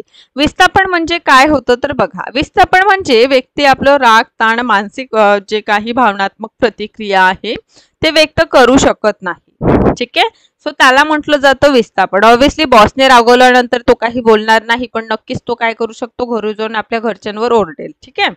नेक्स्ट आहे, विद्यार्थ्यांच्या मनातील चिंता, भीती, दडपण, गैरसमज इत्यादी दूर करून त्यांच्या वागणुकीत सुधारणा घडवून आणणे किंवा समायोजन क्षमता वाढवणे हे कोणत्या पद्धतीमध्ये साध्य होतं? ए, संशोधनात्मक मुलाखत, बी आहे निदानात्मक मुलाखत, तिसरा आहे उपचारात्मक मुलाखत आणि चौथा आहे माहितीपर मुलाखत. तर हे उपचारात्मक मुलाखतीचा भाग आहे, कारण उपचारात्मक मुलाखत ही विद्यार्थ्यांमधील जे मानसिक तणाव आहे, त्यांच्या अंतर्गत जे चिंता आहे, भीती किंवा जे काही गैरसमज असेल ते दूर करण्यासाठी असतं. यामुळे विद्यार्थ्यांच्या वागणुकीत सुधारणा, भावनिक समायोजन आणि सामाजिक कौशल्यांचा देखील विकास होतो. समोरचा आहे, इयत्ता 7वी मधील 50 विद्यार्थ्यांमध्ये सचिनने गणितांचं गुणानुक्रम जे आहे 4 होता, तर त्याचं शततमन क्रम किती? तर 8, 10, 2 आणि 6, तर त्याचा क्रम होता 8. किशोरावस्थेत औपचारिक शिक्षणाला सुरुवात झाली की पुढीलपैकी कोणती गोष्ट आपल्याला टाळायला हवी? कोणत्या वयात? पौगंडावस्था किंवा किशोरावस्थेत. ए, लेखन, वाचन या कौशल्यावर भर द्यावा. बी आहे, शालेय तासिका मोठ्या कराव्यात. तिसरा आहे, अध्यापनात कृतीला जास्त प्राधान्य द्यावे. आणि चौथा आहे, नाटकीकरणामध्ये भाग घेण्याची संधी मुलांना द्यावी. तर योग्य उत्तर आहे, शालेय तासिका मोठ्या कराव्यात. कारण हा टाइम पिरियड जे आहे यामध्ये बाळ जे आहे किशोर अवस्थेतील आहे आणि खूप जर लांब लचक आपण तासिका घेतलं तर ते सुद्धा योग्य होत नाही. नेक्स्ट आहे, मेंदूला पक्षाघात होण्याचं पुढीलपैकी कोणते कारण नाही? ए आहे, गर्भवती स्त्रीने घेतलेले औषधे. बी, मातेला गर्भावस्थेत झालेला आजार. तिसरा आहे, अपघातामुळे मेंदूला झालेली इजा. की चौथा आहे, कवटीचा आकार मोठा असणे. तर बघा, मेंदूचं पक्षपात होण्याचं कारण नाही, तर कवटीचा आकार मोठा असणे हा मेंदूला पक्षपात होण्याचं कारण नाही. समोर आहे, दृष्टिदोषावर मात करण्यासाठी पुढीलपैकी कुठली अशी बाब आहे जी आपण करू नये? ए, पोषक आहार आपण घ्यावा. बी, डोळ्यावर प्रखर सूर्यप्रकाश टाळावा. तिसरं, पुस्तक जवळ घेऊन वाचावे. की चौथं, डोळ्यावर जास्त ताण देऊ नये.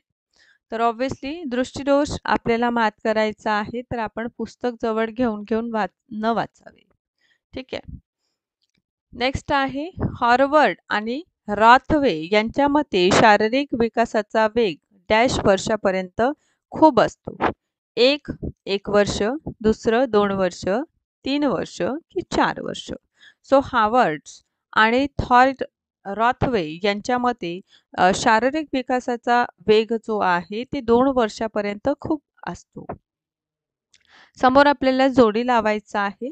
अर्धकामधील काही मूलभूत प्रतिक्षेप क्रिया आहे आणि त्या क्रियांचं आपल्याला संभवित कार्य कुठलं आहे ते ओळखायचं आहे. हे आहे प्रतिक्षेप आणि हे त्यांचं कार्य. पहिलं आहे चकित होण्याची क्रिया करणे. बी पोहण्याची क्रिया करणे. तिसरं आहे मुळापासून डोळे हलवणे आणि चौथा आहे पाऊल टेकवणे. अनादर साइड आहे अन्न सेवन, दुसरा आहे स्वावलंबन, चौथा आहे तिसरा आहे धोका टाळणे आणि चौथा आहे संरक्षण. सो ऑब्विसली चकित होण्याची प्रक्रिया करणे म्हणजेच संरक्षण. देन पोहण्याची क्रिया करणे म्हणजे धोका टाळणे. मुळापासून डोके हलवणे म्हणजे अन्न सेवन आणि पाऊल टेकवणे हे आहे स्वावलंबनची क्रिया किंवा कार्य. नेक्स्ट आहे किशोरावस्थेतील मुलांच्या मानसिक व भावनिक कौशल्यांच्या विकासामध्ये ज्ञान इंद्रियांद्वारे विविध अनुभूती मिळणाऱ्या मुलांना अवबोध क्रियेच्या टप्प्यांमध्ये कुठला टप्पा समावेश नाही. ए संख्यांकन, बी वर्णन, सी मूल्यांकन आणि चौथं अर्थन. सो ऑब्विसली मित्रांनो मूल्यांकन ही जी क्रिया आहे ती समाविष्ट नाही. समोर आहे शैशव अवस्थेतील व्यक्तींच्या विविध हालचाली या कारक शक्तींच्या ज्या विकासावर अवलंबून असतात यावर आधारित खालीलपैकी कोणते योग्य नाही. ए कारक विकासामध्ये पक्वता हा प्रमुख घटक असतो. बी कारक विकास हा जन्मानंतर सुरू होतो. सी स्नायू आणि मज्जासंस्थेच्या समन्वयामध्ये होणाऱ्या विकासाचा कारक विकासामध्ये समावेश होतो की चौथा बसणे, उठणे, धावणे हे कारक कौशल्य आहेत किंवा होत. सो ऑब्विसली या ठिकाणी जे योग्य नाही ते कारक विकास हा जन्मानंतर सुरू होतो, कारण कारक विकास किंवा कुठलाही विकास जे आहे गर्भावस्थेपासूनच आपलं सुरू होऊन जातं आणि जर गर्भावस्थेपासूनच सुरू होत आहे तर जन्मानंतर कसं सुरू होणार, त्यामुळे दुसरा जे आहे चुकीचा आहे. समोर आहे किशोरावस्थेत मुलांची प्रवृत्ती आपल्या मित्रांच्या टोळ्या करून राहण्याची असते. याचा शालेय उपक्रमातून फायदा करून घेण्यासाठी शिक्षकाने कुठल्या गोष्टी आहे जे टाळायला हवं. विद्यार्थ्यांना त्यांची मर्जीनुसार गट करून त्यांचं विविध आयोजन करावे किंवा स्पर्धा आयोजित करावे. दुसरा आहे वर्गाच्या शांततेची सजावटीची जबाबदारी विद्यार्थ्यांना देऊन द्यावी. विद्यार्थ्यांनी केलेल्या तक्रारी गांभीर्याने पाहावे आणि चौथं टोळी करून विध्वंसक कार्य करायला त्यांना उद्युक्त होणार नाही हे पाहावे. आता मला सांगा, जर पर्टिक्युलर ग्रुप्स बनलेले आहे आणि अशा वेळी विद्यार्थी काय करीत असतात, एकमेकांच्या कंप्लेंट हा जो प्रकार असतो सो त्यावेळी आपल्याला हा प्रकार टाळायला हवा. नेक्स्ट आहे पर्टिक्युलर आपल्याला मानवी वर्तनातील 3 पातळी, ज्यामध्ये शारीरिक, बौद्धिक आणि भावनात्मक पातळी हा विकास पातळीचा एक टप्पा आहे किंवा एक गट आहे आणि दुसरं त्यांची उदाहरणे जसं कल्पनाशक्ती होणे, अभिवृत्ती निर्मिती होणे आणि निरनिराळे कौशल्य निर्माण होणे. आता शारीरिक विकास म्हणजे काय, तर शारीरिक विकासामध्ये आपण विविध कौशल्य निर्माण करतो. बौद्धिक पातळीमध्ये आपल्या कल्पनाशक्तींना उंचावतो आणि भावनिक पातळीमध्ये आपण आपली अभिवृत्ती निर्माण करीत असतो. समोर आहे शैशव अवस्थेतील मुलांच्या सामाजिक कौशल्यांच्या विकासाबाबत कोणते खालीलपैकी कोणते विधान हे वैशिष्ट्य सांगते. ए परकी माणसे ओळखता येत नाहीत. बी आहे इतरांच्या हावभावांना प्रतिसाद देत नाहीत. तिसरा आहे इतरांचं लक्ष वेधून घेतात की अनोळखी माणसांकडे पटकन जातात. आता शैशव अवस्थेतील जे आहे ना ते सामाजिक कौशल्याबाबत जर मुलांचं आपण बघितलं तर इतरांचं लक्ष जे आहे ते वेधून घेतात. समोरकडे जाणार आपण किशोर वयातील मुलांच्या शारीरिक विकासाबाबत खालीलपैकी कोणते विधान योग्य आहे. ग्रंथिरसामुळे शरीराच्या सांगाड्यावर परिणाम होतो. स्नायुमेदाची वाढ मुलींमध्ये अधिक असते. तिसरं आहे प्राणवायूंच्या पुरवठ्यात होणारी वाढ मुलांमध्ये अधिक असते. आणि चौथं आहे मुला-मुलींची शारीरिक वाढ समतुल्य असल्याने शारीरिक शिक्षणातील क्रिया समान असतात. सो इथे योग्य आहे ग्रंथीरसांमुळे शरीरांच्या सांगाड्यावर कुठलाही सांगाड्यांवर परिणाम होतो. समोर आहे कुमारावस्थेत कुमार-कुमारींच्या अंतःस्राव्य ग्रंथीचा बदल पुढील बाबींमुळे घडून येतो. 4 इथे आपल्याला घटक आहे, ज्यामध्ये पहिला आहे शारीरिक बदल झपाट्याने होतात. दुसरा आहे त्यांचे मनस्वास्थ्य बिघडण्याची शक्यता असते. तिसरा आहे आत्मभोगाचे साधन म्हणून विकृत मार्ग निवडण्याची शक्यता असते. आणि चौथा आहे अस्थिरता निर्माण होते. योग्य उत्तर आहे इथे सगळेच. आता बघा, कुमारा अवस्थेतील आपल्याला अंतःस्राव्य ग्रंथींचं जे बदल आहे, ऑब्व्हियसली शारीरिक विकास होतो, मनस्वास्थ्य बिघडण्याची सुद्धा इथे चान्सेस असतात. आत्मभोग किंवा एखादी नवीन वस्तू बघितली तर त्याकडे आकर्षण जरा वाढतं आणि जे विद्यार्थी आहे किंवा या वयातील जे बालक आहे त्यांमध्ये स्थिरतेचं कमी असतं, म्हणजे अस्थिरता त्यांच्यामध्ये दिसून येतं. समोर आहे किशोरावस्थेतील मुलांच्या खालील बाबींपैकी कोणतं विधान यापैकी 4 विधानांपैकी योग्य आहे. या मुलांची सामाजिक प्रवृत्ती उच्च स्वरूपाची असते. दुसरं, त्यांचं नैतिक वर्तन संघप्रियतेवर अधिनिष्ठ नसते. टोळींच्या हितासाठी आई वडिलांची फसवणूक करतात. आणि चौथं, समवयस्कांना त्यांचं आकर्षण वाटत नाही. तर इथे जे आहे योग्य आहे ते कुठलंही, म्हणजे हा जो पर्टिक्युलर असा टाइम पिरियड आहे ज्यामध्ये जे स्टुडंट आहे किंवा बालक आहे त्यांची प्रवृत्ती जे आहे ते पर्टिक्युलर एखाद्या मित्राच्या हितासाठी ते काहीही करू शकतात. ठीक आहे, मग ते आई वडिलांना फॅमिलीजला फसवणं का असू नये. खाली दिलेल्या विधानांपैकी कोणते विधान शिशु अवस्थेतील कारक विकासांचं वैशिष्ट्य आहे. मुलांच्या हालचालींची वाढ पायापासून डोक्यापर्यंत होते. बी आहे स्मरणशक्ती तीव्र असते. तिसरा आहे 4-6 महिने वयाच्या बालकांना भीती वाटते. आणि चौथा आहे वेळेबाबत सबोध नीट झालेला असतो. तर लक्षात घ्या, 4-6 महिने वयाच्या बालकाला भीती वाटतं. कुमारावस्थेत विद्यार्थ्यांचं अध्यापन करताना कुठल्या गोष्टींचा आपण विचार करायला हवं? कुठल्या अवस्थेतील आहे? कुमारा अवस्थेत. शिक्षकांनी वर्गात एकात्म पद्धतींचा अवलंब करावा. बी आहे विद्यार्थ्यांच्या कल्पनाशक्तींचं प्रकटीकरण टाळावे. तिसरा आहे शिक्षकांच्या आचार व विचारात विसंगती नसावी. चौथा आहे मुला-मुलींचं एकत्र बोलण्याची संधी देऊ नये. तर कुमारा अवस्थेमध्ये शिक्षकांच्या आचार आणि विचार यात विसंगती नसायला हवी. समोरचा प्रश्न आपल्याला आहे, खाली किशोरावस्थेतील मुलांच्या मानसिक आणि भावनिक कौशल्याविषयक दिलेल्या विधानांमध्ये कोणती विधाने हे ट्रू आहे, सत्य आहे? कुठलं म्हटलेलं आहे? किशोरावस्थेत. आता खूप व्यवस्थित हे टप्पे आपल्याला अभ्यास करायचा आहे, विकासाचे टप्पे. या अवस्थेतील मुलांचं नवीन मित्र मिळवण्यासाठी विशेष लक्ष असतं. सभोवतालच्या मूर्त वस्तूंबद्दल संकल्पना जागरूक झालेल्या असतात. या मुलांचे अवधान कक्षा अविस्तारित असते. आणि चौथं, नीती अनीतींची कल्पना ठाम झालेल्या असतात. सो लक्षात घ्या, या वयामध्ये जे आहे ना, नवीन मित्रांकडे अट्रॅक्शन, मित्रमैत्रिणींकडे अट्रॅक्शन वाढणं किंवा जे एखादी वस्तू आहे किंवा सभोवतालचं वातावरण किंवा नवीन काही जाणून घेण्याची इथे आपल्याला वृत्ती या वयामध्ये किशोरावस्थेमध्ये दिसून येतं. शैशवा अवस्थेतील बालकांचा विकास होण्याच्या दृष्टीने पुढीलपैकी कोणत्या बाबी योग्य आहे? कुठलं अवस्था? शैशवा अवस्था. शिशु शाळेतून दिले जाणारे शिक्षण हे औपचारिक स्वरूपाचे असावे.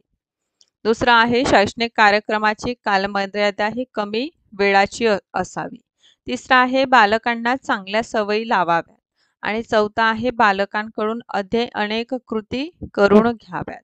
सो लक्षात घ्या, या वयामध्ये आपण काय बघतो तर शैक्षणिक कार्यक्रमाची कालमर्यादा कमी वेळेची असते, कारण हा वय जो आहे खूप वेळपर्यंत बालक बसत नाही. दुसरं, बालकांना चांगल्या सवयी लावाव्यात. आणि तिसरं म्हणजे अनेक गोष्टी जे आहे बाळांकडून येथे करून घेतल्या जातात. समोरचा आहे कुमारा अवस्थेतील मानसिक व भावनिक विकासासंदर्भात खालीलपैकी कोणतं विधान जे आहे असत्य आहे. या वयातील मुले आदर्शीच्या शोधात असतात. दुसरं, या वयात भिन्नलिंगी आकर्षण वाढतं. या वयात शब्दसंपत्ती वाढवण्याकडे लक्ष असतो किंवा कल असतो आणि या वयातच मुलं जे आहे बंडखोर देखील होतात. सो ऑब्व्हियसली मित्रांनो योग्य उत्तर आहे या वयात शब्दसंपत्ती वाढवण्याकडे विद्यार्थ्यांचं जे आहे कल असतो हा असत्य इथे विधान आहे. विकास ही संकलित स्वरूपाचा असतो म्हणजे काय तर विकास हा दृश्य स्वरूपाचा असतो. दुसरं काय म्हणतो तर विकास हा दृश्य आणि अदृश्य परिणामातून घडून येतो. तिसरं आहे विकास हे एक अदृश्य असतं आणि चौथं विकास हा वाढीच्या स्वरूपात घडून येतं. तर विकास हा संकलित स्वरूपाचा असतो म्हणजे काय तर विकास हा दृश्य आणि अदृश्य परिणामातून घडून येत असतो. डेव्हलपमेंटचं इथे आपल्याला मीनिंग जे आहे ते विचारलेलं आहे.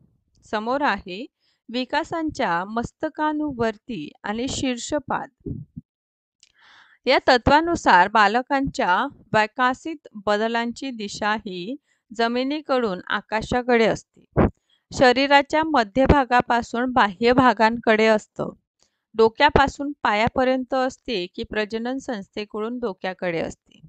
तर लक्षात घ्या हे डोक्याकडून पायापर्यंत हे मस्तकानुवर्ती ही जी दिशा आहे बदलांची ही डोक्यापासून म्हणजे या डोक्यापासून जे आहे ते पायापर्यंत आपल्याला दिसून येतं. समोरच्या प्रश्नाकडे आपण वळूया. विकासाच्या अक्षानुवर्ती किंवा केंद्रीय परिसरीन तत्वानुसार बालकांच्या विकसित बदलांची दिशा ही प्रजनन संस्थेकडून डोक्याकडे असते. दुसरा आहे डोक्याकडून पायाकडे असते. तिसरं शरीराच्या मध्यभागाकडून बाह्य भागांकडे होतं आणि चौथं आकाशाकडून जमिनीकडे होते. सो शरीराच्या मध्यभागाकडून हे अक्षानुवर्ती ही जी विकसित बदल आहे ते शरीराच्या मध्यभागाकडून बाह्य भागांकडे होताना दिसून येतं. मस्तकानुवर्ती आणि अक्षानुवर्ती तत्वे ही काय दर्शवतात? विकासाचा आकृतीबद्ध आणि त्यांची दिशा, व्यक्तिभेदाचे स्वरूप, तिसरं व्यक्तिमत्वाचे स्वरूप आणि मानसिक आरोग्य. तर मस्तकानुवर्ती म्हणजे हे डोक्यापासून तर पायापर्यंत आणि शरीराच्या मध्यभागापासून तर बाह्य भागापर्यंत विकास जे आहे ते अक्षानुवर्ती तत्वामध्ये आपण अभ्यास करतो.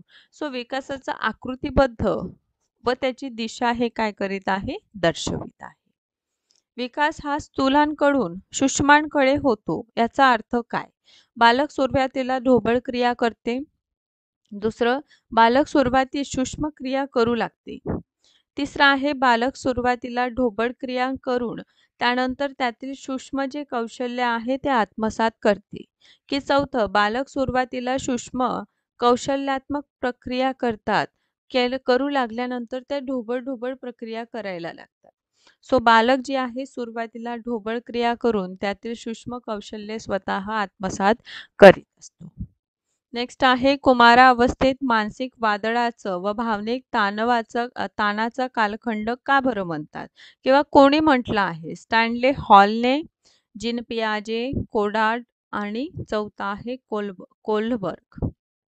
तर स्टॅनले हॉल यांनी हे म्हटलेलं आहे. डॉक्टर आर्मस्ट्रॉंग यांनी शास्त्र किंवा विज्ञान या विषयाच्या अध्यापनासाठी आणि विद्यार्थ्यांचं तर्कशुद्ध विचारांचा विकास होण्यासाठी खालीलपैकी कोणती पद्धत शोधून काढली? आता इथे बघा 4 ऑप्शन आहे. चर्चासत्रे, परिसंवाद, संशोधन आणि व्याख्यान पद्धती. सरळ विचारलेला आहे डॉक्टर आर्मस्ट्रॉंग यांनी कुठली पद्धत जी आहे शोधलेली आहे. तर लक्षात घ्या परिसंवाद पद्धती योग्य उत्तर आहे.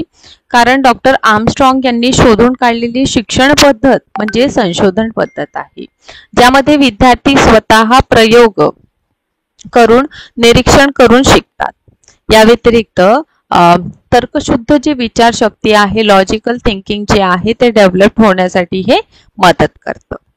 समोरचा प्रश्न आहे, स्किनरच्या मते मुलांचं अध्ययन कच्चे राहण्याचे कारण त्यांचं प्रबलीकरण न होणे या संदर्भात कोणतं जे विधान आहे या 4 विधानांपैकी योग्य नाही.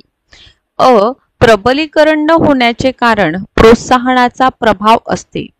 बी. प्रत्येक विद्यार्थ्यांचं अध्ययन क्षमता सारख्या दर्जाची पातळीची असणे.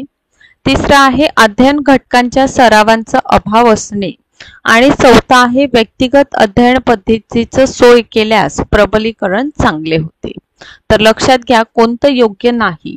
प्रत्येक विद्यार्थ्यांचं अध्ययन क्षमता सारखी दर्जाची किंवा पातळीची असते. आता मला सांगा, फॉर एक्झाम्पल आपला हा क्लास आहे आणि आपल्या क्लासमध्ये 16 स्टुडंट आहे.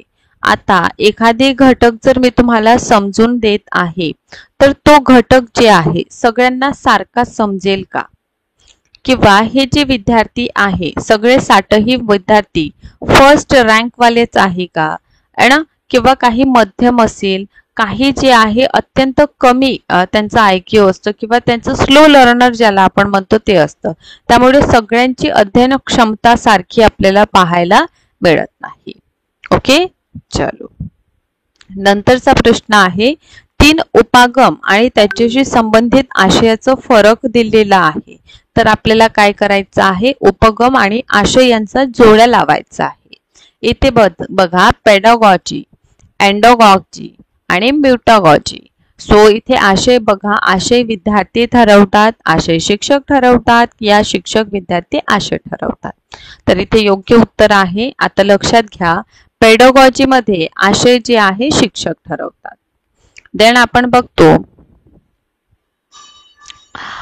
एंडोगॉजी मध्ये विद्यार्थी आशय ठरवतात आणि म्युटागॉजी मध्ये जे आहे शिक्षक आणि विद्यार्थी दोघेही आशय ठरवतात. खाली दिलेल्या विधानांपैकी वाढी संदर्भात कोणतं विधान योग्य आहे? सो मित्रांनो, इथे डायरेक्ट प्रश्न आपल्याला कशाविषयी विचारलेला आहे, ग्रोथ काय असतं. ठीक आहे, वाढ काय आहे तर हे मोजता येतं, जसं की लहानपणाचा आपली वाढ. ठीक आहे, जसं बघा लहानपणी आपण आणि मोठ्यापणी आपण आपली जी वाढ आहे, आपली जी ग्रोथ आहे ऑब्विसली आपण मापन करू शकतो है ना. त्यामुळे वाढ जे आहे परिमाणात्मक असतं, म्हणजे त्याला आपण मोजता येऊ शकतं किंवा जे बदल आहे ते आपण समजू शकतो. शरीराचं आकारमान, आपलं वजन, आपलं उंची है ना, यामध्ये जो चेंज होत असतो ते आपण मापत असतो. तर यालाच म्हटलं जातं ग्रोथ. सो ग्रोथ संबंधित जे विधान योग्य आहे ते आपल्याला इथे ओळखायचं आहे. तर हा 2024 चा प्रश्नपत्र आहे. तर बघा ऑप्शन ए आहे, वाढ ही अनिश्चित स्वरूपाची असते.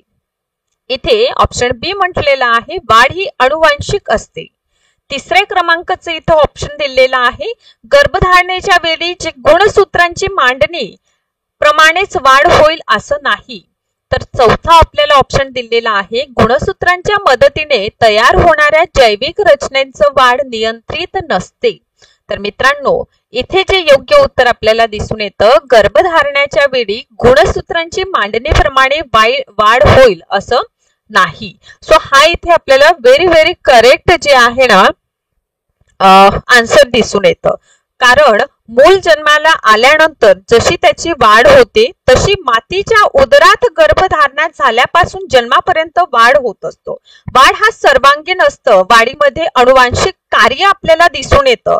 अनुवांशिकतेमुळे माता पिता किंवा आपले जे पूर्वज असतं यांचे गुणधर्म मुलांमध्ये संक्रमित होतात. जसं उंची, आपले अवयव, रूप, आपलं लिंग हे अनुवांशिकतेमुळे आपल्याला प्राप्त होताना दिसून येतं. That's why very correct answer इथे सी आहे.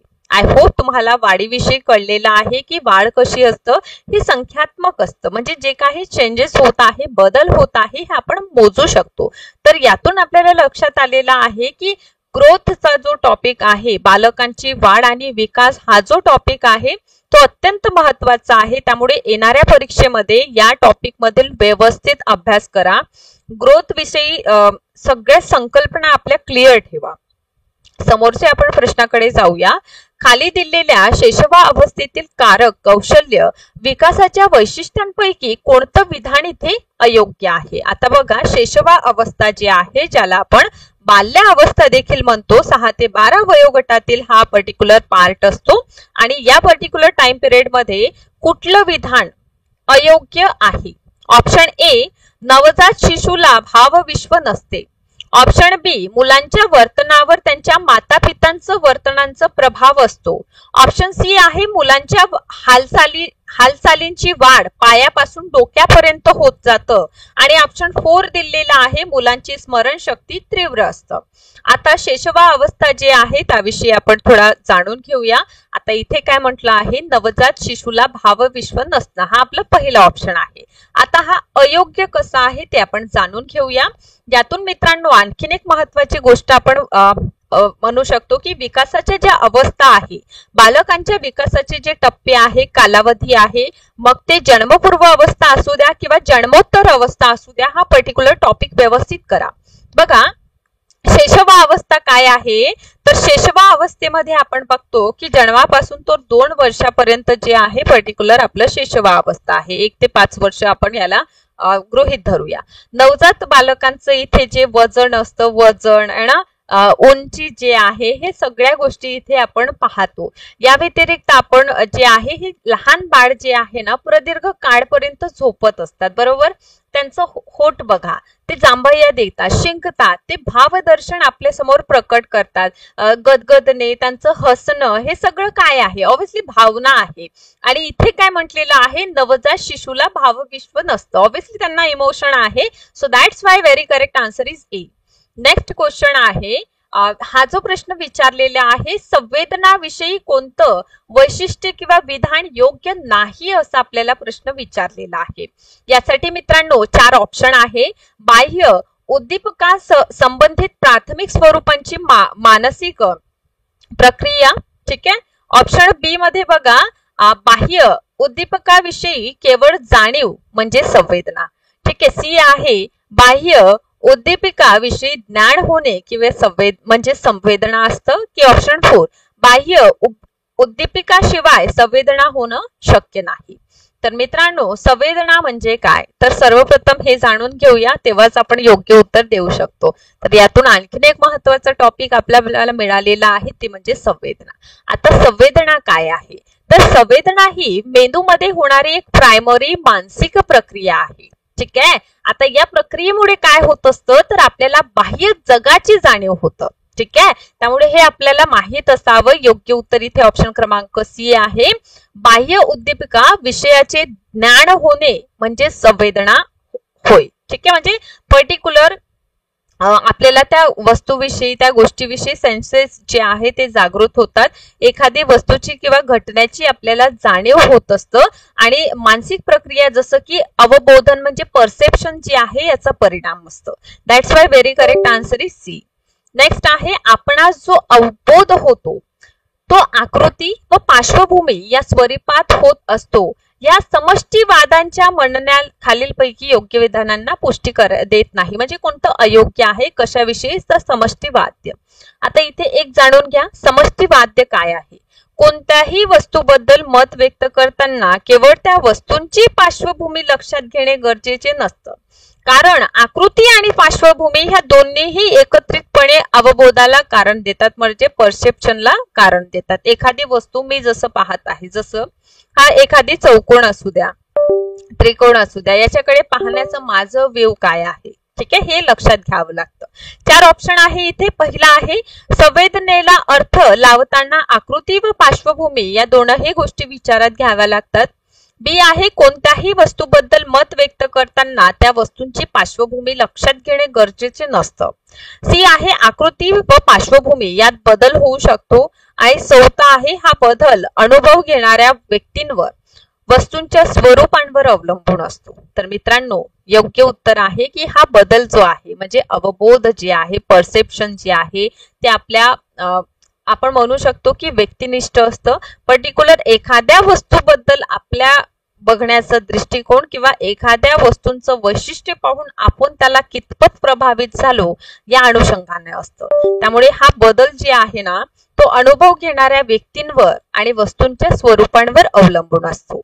नेक्स्ट आहे, प्रत्यक्ष वस्तू समोर नसताना त्या वस्तूंचं चित्र आपल्या मन चकचुकत्या पुढे म्हणजे आपल्या समोर आपल्या प्रतिमा जेव्हा उपस्थित होते ती प्रतिमा आहे, तर या प्रतिमा विषयी जे आहे कोणतं विधान योग्य आहे? आता प्रतिमा जी आहे ना, ठीक आहे, समजा ही एक प्रतिमा आहे, फॉर एक्झाम्पल हा एक प्रतिमा आहे, ठीक आहे. चलो, तर हे प्रतिमा आहे. आता दुसरी प्रतिमा बघा, ठीक आहे. आता ही दुसरी प्रतिमा आहे. या दोघांमध्ये तीव्रता मित्रांनो सारखी आहे का? ठीक आहे. किंवा हा जेव्हा मी ड्रॉ केलं तेव्हा माझं इंटेन्शन आणि हा जेव्हा ड्रॉ केलं तेव्हा माझं इंटेन्शन, तीव्रतेत फरक पडला? तर यावरच आधारित हा प्रश्न आहे. तर प्रतिमा तयार होण्यासाठी आधी अनुभव घेतलेले असणे आवश्यक आहे. बी आहे, प्रतिमा तयार होताना सारख्याच तीव्रतेने त्या तयार होतात. सी आहे, जसजसा कालावधी लोटतो तसतसा प्रतिमा जी आहे धूसर होतात. की 4, ज्ञान इंद्रियद्वारे ग्रहण होणाऱ्या संवेदनेशी प्रतिमा निगडीत असतात. तर योग्य उत्तर इथे आहे, प्रतिमा तयार होताना तीव्रता सारखी असते, कारण तीव्रता ही व्यक्तींची आठवण आणि अनुभवावर अवलंबून असतं. फॉर एक्झाम्पल, हा जेव्हा तक्ता मी ड्रॉ केला तेव्हा माझी स्मरणशक्ती आणि हा जो तक्ता मी ड्रॉ केला तेव्हा माझी स्मरणशक्ती, ठीक आहे, तीव्रता जी आहे त्यामध्ये फरक येतो. नेक्स्ट आहे, पत्त्यांचे बगले बांधणे, हवेत मनोरे उभारणे, परीकथा, भूतखेतांच्या कथा ही सर्व उदाहरणे कोणत्या कल्पनेचा प्रकार आहे? आता इथे जे प्रश्न आहे खूप सोपा आहे. ए आहे सौंदर्यनिष्ठ, अनिर्बंध कल्पना, व्यावहारिक कल्पना शक्ती की पुनरुत्पादन कल्पना. आता कल्पने संबंधित हे पर्टिक्युलर प्रश्न आपल्याला आलेला आहे. मला सांगा, पत्त्यांचं बंगले बांधणे किंवा मग परीकथा जेव्हा मी सांगत आहो किंवा भूताची कथा जेव्हा मी सांगत आहो, तर मित्रांनो त्यामध्ये आपल्या मनामध्ये असणाऱ्या त्या पर्टिक्युलर सिच्युएशन संबंधित जे आपण कल्पना केलेली आहे त्या गोष्टी समावेश आहे. म्हणजे इथे काही बंधन आहे का सांगण्याचा? नाही. त्यामुळे हा प्रकार कोणता झाला? अनिर्बंध कल्पना, जिथे कल्पनांना मर्यादा नसतात त्याला म्हटलं जातं अनिर्बंध कल्पना.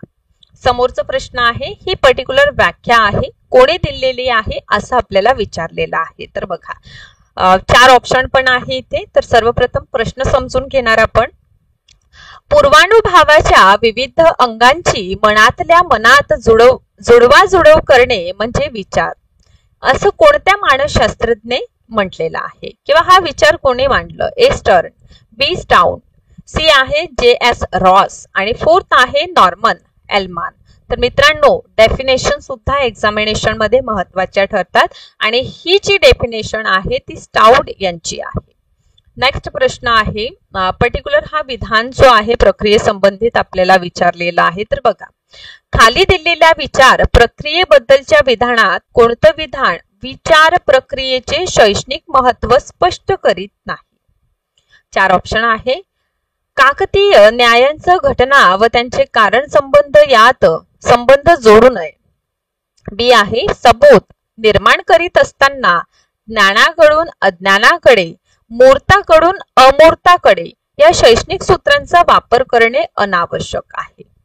तिसरा आहे, विज्ञानातील निरीक्षण, भूमितीतील प्रमेय, इतिहासातील घटना, विविध देशातील भौगोलिक परिस्थितींचा अभ्यास विद्यार्थ्यांना चिकित्सक विचार करून निष्कर्ष काढून द्यावेत म्हटलेलं आहे.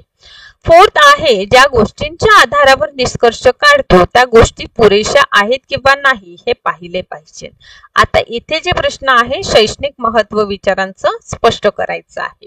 मला तुम्ही सांगा, जेव्हा आपण एखादे पर्टिक्युलर घटक शिकवतो तर जे गोष्ट विद्यार्थ्यांना माहीत आहे त्यापासून आपण सुरुवात करून जे माहीत नाही त्याकडे आपण जात असतो. याचा अर्थ ज्ञानाकडून अज्ञानाकडे जाणं हे महत्वाचं ठरतं आणि इथे काय म्हटलेलं आहे, कोणतं योग्य नाही.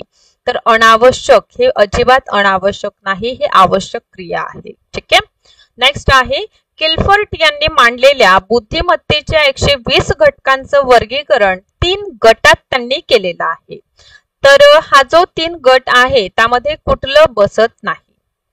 अ आहे बोध, बी आहे स्मरण, 3 आहे मूल्यमापन आणि 4था आहे पद्धती. तर मित्रांनो, किल्फर्ट यांनी जी मांडणी केली त्यामध्ये पद्धती बसत नाही. कसं काय? तर किल्फर्ट यांनी बुद्धिमत्ता सिद्धांत दिलेला आहे ज्यामध्ये आपल्याला बोध दिसून येतं, ज्यामध्ये स्मरण नोंदी, स्मरण धारणा, भिन्न उत्पादन, अभिसरण उत्पादन आणि मूल्यमापनाचा समावेश आहे. ठीक आहे, पण पद्धती यामध्ये समावेश नाही. किल्फर्ट यांनी 3 गट केलं, ज्यामधून पहिला जे आहे बुद्धीची मानसिक प्रक्रिया, जसे की विचार करणे म्हणजे बोध, स्मरणात ठेवणे, ठीक आहे, स्मरण धारणा, अशा प्रकारचं त्यांनी डिवायडेशन केलेलं आहे. समोर गेझेल यांच्याविषयी प्रश्न विचारलेला आहे की गेझेल यांनी विकासाची संकल्पना मांडलेली आहे, तर या संकल्पनेमध्ये त्यांनी कोणत्या गोष्टीवर सर्वाधिक भर दिला? तर ए आहे गुणविशेष, बी आहे परिपक्वता, सी आहे अध्ययन आणि चौथा आहे परिणाम. तर मित्रांनो, त्यांनी परिपक्वतेला महत्त्व दिलेलं आहे, ठीक आहे. तर परिपक्वतेवर भर देणारे कोण आहे? गेझेल आहे. ते औपचारिक अध्यापन उपपत्ती आपण कशाला म्हणायचं, ठीक आहे. कुठलं जे आहे औपचारिक अध्यापन उपपत्ती आहे, यासाठी 4 ऑप्शन दिलेला आहे. एक ऑप्शन आहे अनुदेश उपपत्ती, बी आहे ब्रुनरची उपपत्ती, सी आहे सॉक्रेटिसची उपपत्ती, की फोर्थ अध्यापनाची सामान्य उपपत्ती. तर मित्रांनो, याचं योग्य उत्तर अनुदेश उपपत्ती आहे. पण का बरं आहे?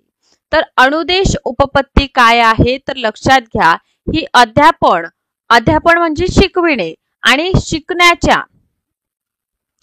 शिकण्याच्या प्रक्रियेचा अभ्यास करते, म्हणजे टीचर अँड लर्नर दोघांसाठी ही महत्वाची आहे. या शिक्षकाने विद्यार्थ्यांना ज्ञान देण्यासाठी कोणत्या पद्धती वापरायला हवं, टीचिंग मेथड त्यांनी काय वापरावं, तसेच विद्यार्थी कसे शिकते यांचा अभ्यास जिथे होतं ते म्हणजे अनुदेश उपपत्ती. यानंतर ब्रुनरने कोणती उपपत्ती दिलेली आहे तर संज्ञानात्मक विकासाशी संबंधित ब्रुनरने उपपत्ती दिलेली आहे. इट मीन्स कॉग्निटिव्ह जे डेव्हलपमेंट असतं त्या संबंधित ब्रुनरची उपपत्ती आहे, ठीक आहे. जे स्वशिक्षण जे आहे किंवा शिक्षण क्रमाच्या रचनेबद्दल आपल्याला माहिती देते. तिसरा आहे सॉक्रेटिसची उपपत्ती. ही एक शिक्षण पद्धती आहे जी प्रश्न उत्तराच्या माध्यमातून काय होतं, विद्यार्थ्यांना विचार करायला लावून ज्ञान मिळवण्यास मदत करतं. म्हणजे क्वेश्चन आन्सर जे आहे किंवा एखादे प्रश्न शिक्षकाने विचारलं त्यावर विद्यार्थ्यांचा जो उत्तर असतो ते म्हणजे कुठे ना कुठे विद्यार्थ्यांचं जे विचारशैली आहे त्याला प्रवृत्त करण्यासाठी असतं. चौथा आहे अध्यापनाची सामान्य उपपत्ती. ही एक विस्तृत संकल्पना आहे, तर अनुदेश उपपत्ती काय आहे, अधिक विशिष्ट आणि व्यावहारिक आहे. जे अध्यापनाचे सगळेच पैलू, जेव्हा आपण अध्यापन करीत असतो तेव्हा अनेक पैलूंवर आपलं लक्ष केंद्रित असतं, तर सगळ्या पैलूंना फुलफिल करण्यासाठी अनुदेश उपपत्ती ही महत्वाची आहे, त्यावर ही फोकस करते. सो या अनुषंगाने मित्रांनो आपलं योग्य उत्तर जे आहे ते ऑप्शन क्रमांक पहिला आहे. नेक्स्ट आहे सामान्य अध्यापन उपपत्तीच्या वर्गातील अध्यापनातील संज्ञानात्मक उपपत्तीचे पुरस्कर्ते कोण आहे. इथे डायरेक्ट प्रश्न विचारलेला आहे, अध्यापनाच्या संज्ञानात्मक उपपत्तीचे पुरस्कर्ते. 4 ऑप्शन आहे. ए जॉन डुई, बी आहे NL गेज, सी आहे सॉक्रेटिस, चौथा आहे हर्बर्ट. सो मित्रांनो, अध्यापनाची संज्ञानात्मक उपपत्ती कोणी दिलेली आहे तर NL गेज यांनी दिलेला आहे. गेज महोदय याचे पुरस्कर्ते आहे. तर अन्य महोदयांविषयी जाणून घेऊया. बघा, NL गेजांनी अध्यापनाचं ज्ञानात्मक उपपत्तीचा विकास केला. अध्यापनाच्या प्रक्रियेमध्ये शिक्षकांच्या विचारांवर आणि शिकण्याच्या ज्ञानात्मक प्रक्रियेवर हे काय करतं, लक्ष केंद्रित करतं. कोण? अध्यापनाचं ज्ञानात्मक उपपत्ती कशावर, अध्यापनाची प्रक्रिया आणि शिक्षकांच्या विचार आणि शिकण्याच्या ज्ञानात्मक प्रक्रियेवर हे काय करतं, लक्ष केंद्रित करतं. या समोरचा प्रश्न घेऊया की व्यक्तिमत्वावर परिणाम करणारे जे घटक आहे अशा घटकांपैकी मनोसामाजिक घटक कुठला आहे. आता लक्षात घ्या, यासाठी आपल्याला मनोसामाजिक घटक कुठले हे माहित असावं. ए आहे शारीरिक दुबळेपणा, बी संस्कृती, सी अनुवंश आणि चौथा आहे शरीर यष्टी. तर मित्रांनो, अध्यापनावर जे आहे किंवा व्यक्तिमत्वावर परिणाम करणारे मनोसामाजिक घटक संस्कृती आहे. कसं तर बघा, व्यक्तिमत्वावर परिणाम करणारा मनोसामाजिक घटक ज्यामध्ये काय आहे, संस्कृतीचा समावेश आहे. संस्कृतीमध्ये काय काय गोष्टींचं समावेशन होतं तर सामाजिक वातावरण, कुटुंबाचं वातावरण, सामाजिक नियम, सामाजिक गटांचं समावेशन होतं. म्हणजे एखाद्या व्यक्तीचं वर्तन आणि मूल्य घडवण्यासाठी हे खूप महत्वाचं रोल प्ले करतात. इतकंच नाही तर शारीरिक दुबळेपण हे काय झालं, शारीरिक दुबळेपण म्हणू द्या किंवा शरीर यष्टी जे आहे ते व्यक्तिमत्वावर परिणाम करेल. अनुवंश हे जैविकही आहे आणि अनुवंशिक घटक आपल्याला दिसून येतं जे व्यक्तीचं स्वभाव किंवा क्षमता निश्चित करीत असतं.